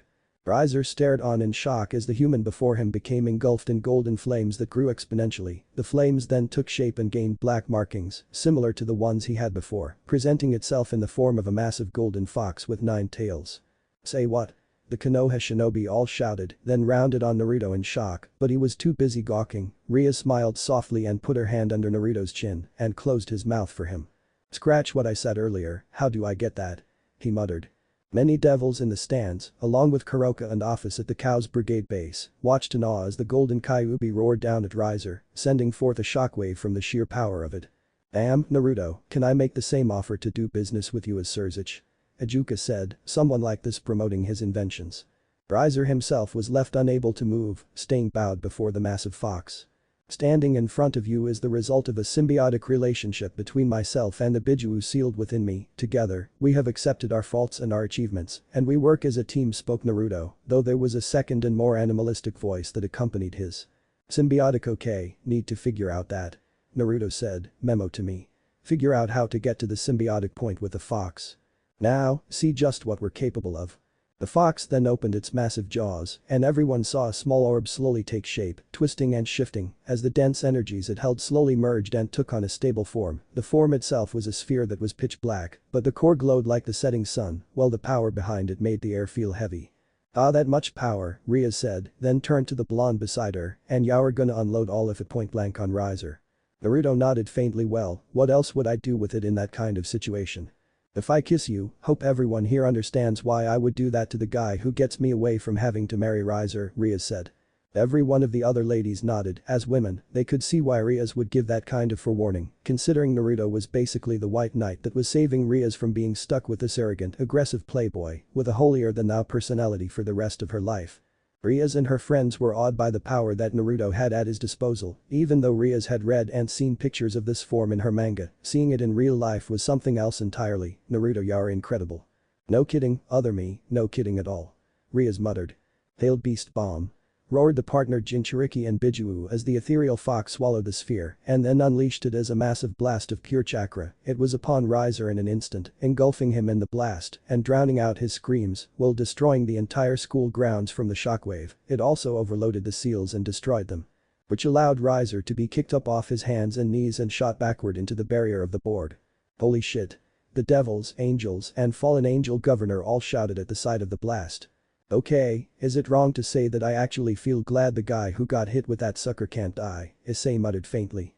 Ever so slowly, the smoke and dust cleared up just enough for everyone to see Naruto in his natural form, standing before a downed Riser. The phoenix coughed and groaned as his body screamed in pain. The sheer power and density of the attack was too much for his healing factor to deal with, and it showed from the burn markings that failed to heal. Please, can I keep him, please? Please. Please. Can I keep Naruto, Riaz begged, bouncing up and down with her hands clasped in front of her pleadingly. Naruto looked down at his opponent sadly, not liking how far he had to go even though he felt it was necessary. Needing to go that far against a worm, just to teach him humility, says quite a bit about how Riser would have made your sister miserable if had won, Offa said, making Surzuch nod faintly. Riser, he muttered as the phoenix kept trying to get back on his feet, sighing softly, he stepped forward and pushed the devil onto his back with his foot, holding him down with the flat of his sandal, and having a fully powered Rasengan at the ready in his palm, he had the jutsu pointed at Riser's face as he finished. This is checkmate. State the obvious. Michael said, amused. Riser Phoenix Sama has been defeated, the rating game is now finished, and the winner is the peerage of Riaz Gremory Sama, declared Grafia, prompting the spectating devils to erupt in a massive outburst of cheers and applause for the performance. Not once did they believe that they'd see something so spectacular as the game they had just witnessed. The area that made up the board faded away, and Naruto let his jutsu fade before he stepped back to allow Riser's peerage, save for Ravel and Luna, to rush over to their king and make sure he was alright. I'd need that too, Shino said. Turning away from the sight, he was forced to brace himself as Riaz surprised him with a jumping hug that nearly knocked him over. Not long after her was Akeno who tried to wrap her legs around him as well. We won. Cheered Riaz in elation. You did it, Naruto. Sheepishly, the blonde chuckled and rubbed his head in embarrassment before he was left wide-eyed as he felt a pair of soft lips on his own. Looking down, he saw that it was Riaz who was kissing him and he was left frozen in shock. Naruto said as both he and Riaz went scarlet in the face, recalling what Riaz had given as a forewarning. Not a word, Tenten stated, looking at the rest of the reading group. They didn't tease Riaz or Naruto, though she couldn't help but smirk at how embarrassed the pair was. Pair Ed. Hissed out Kuroka jealously, baring her fangs at the scene on the television. Keep your lips off of my Naru-kun's lips, Naya. Yay hey. What do you mean yours? Hinata snapped. Don't freak about it, cats are territorial, as all, Kaneko said. The office rolled her eyes at the envious Nekomata as she watched the broadcast. A small smirk formed on her face as she nodded and then left the room. Well played, Naruto Uzumaki, she calmly praised as she walked off, already making plans to meet and speak with the intriguing human. She also completely ignored an angry Kuroko leaving via magic portal. Oh boy, that's not going to end well at all. Well, regretfully I have no choice but to have my son honor the ramifications of his wager with both Riaz and Uzumaki-san, stated Lord Phoenix as he, his wife, and the Lord and Lady of the Gremory House stood before both peerages. The contract between our houses is now null and void, and my son's queen will be released from her service to him, he regarded Naruto and added. She will be placed into your care for the time being, Uzumaki-san. Naruto mentally frowned since it felt like Luna was being passed around like some pet getting a new owner. Naruto growled at that. Ravel winced at the comparison. She had been part of her mother's peerage before Riser had gotten her as one of his servants, because he wanted a little sister-type girl in his harem, as well as a tsundere type. She got where the passed around like some pet getting a new owner thing was coming from. But, he didn't comment on it and just nodded to Lord Phoenix. Now, if here's nothing else, we'll be taking our leave now. Riaz, congratulations on your win. It seems your luck was quite high when you stumbled upon Uzumaki-san. Riaz held back her frown at the subtle jab at her peerage. Rias fumed at the jab, how dare those lousy birds, especially after getting beaten that badly. Sorry about that, Ravel said, sheesh, it didn't surprise her, but her family were jerks in this story. While the Phoenix family and Riser's peerage left, she shook off the annoyance and turned to her friends with a bright smile. Everyone, thank you so much for fighting so hard for me, we'll keep training, though, I know we can get stronger, and I want to see us make history as a peerage that will never be forgotten. Ara, began Akeno with a small giggle, I doubt anyone will forget our performance, but you. No kidding. Ino said. Yes, I believe we gave them quite a performance, Kiba added with a kind smile to his king. Understatement, Yudo grinned. Very well done, added Kaneko with her normally stoic look, though she did throw in a small thumbs up. Hiroka smiled at her sister. We were awesome. Cheered Issei with a fist pump while Asia giggled at his antics, well keep showing those other devils that were not to be messed with. Won't you need to get stronger since Naruto won't be part of your group? Niji asked. Niji? How could you say that? He helped show them way they could get stronger without any help from him for a reason. Lee abolished. Naruto smiled at the camaraderie between the young devils, being reminded of his friends from back home. Well, you're now free to choose your own partner, Red-chan, he stated as he looked to the young woman, the rest is up to you, now. I know, she said with a smile, it grew lightly as she blushed and asked, maybe we can go out together sometime. We could get some ramen. Naruto and Rias both shouted. Damn girl, way to move fast. Ino said, nodding in approval, a great guy that was insanely strong to look after her, how, storybook. She loved it. He blinked in surprise at the question, are you asking me out? I believe I am, she answered, and you've yet to give me an answer. His cheeks warmed as the others looked to him, though Akeno was hiding her jealousy with a smile, and Luna's fingers twitched in anticipation. And there it is. The inevitable situation where you get a woman mad at you no matter what you do, Seraphil giggled at Naruto, giving him a wink of her own. Well, I guess a date won't be a problem. No. Hinata screamed. Other him. Inyazuka said once he, Kaneko, and Kuroka all got their hearing back. Ria's smile brightened at his acceptance, great.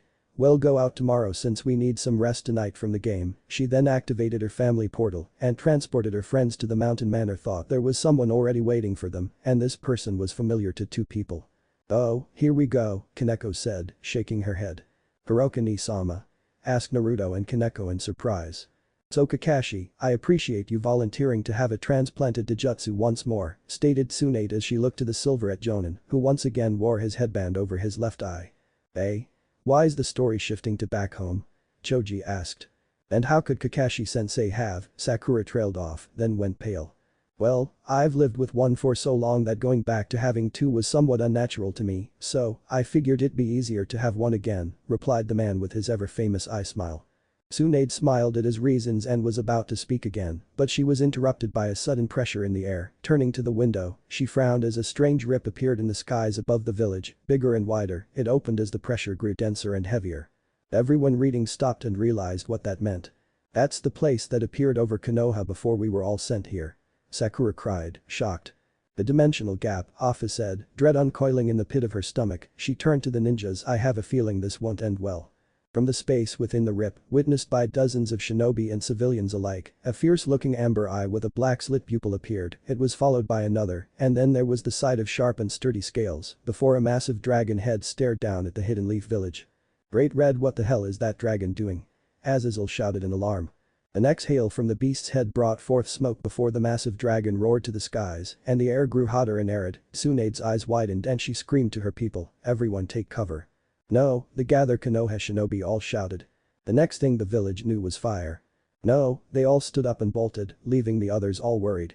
Well, think that's more than enough for now, Seraphil said worriedly. That for today, thanks for watching.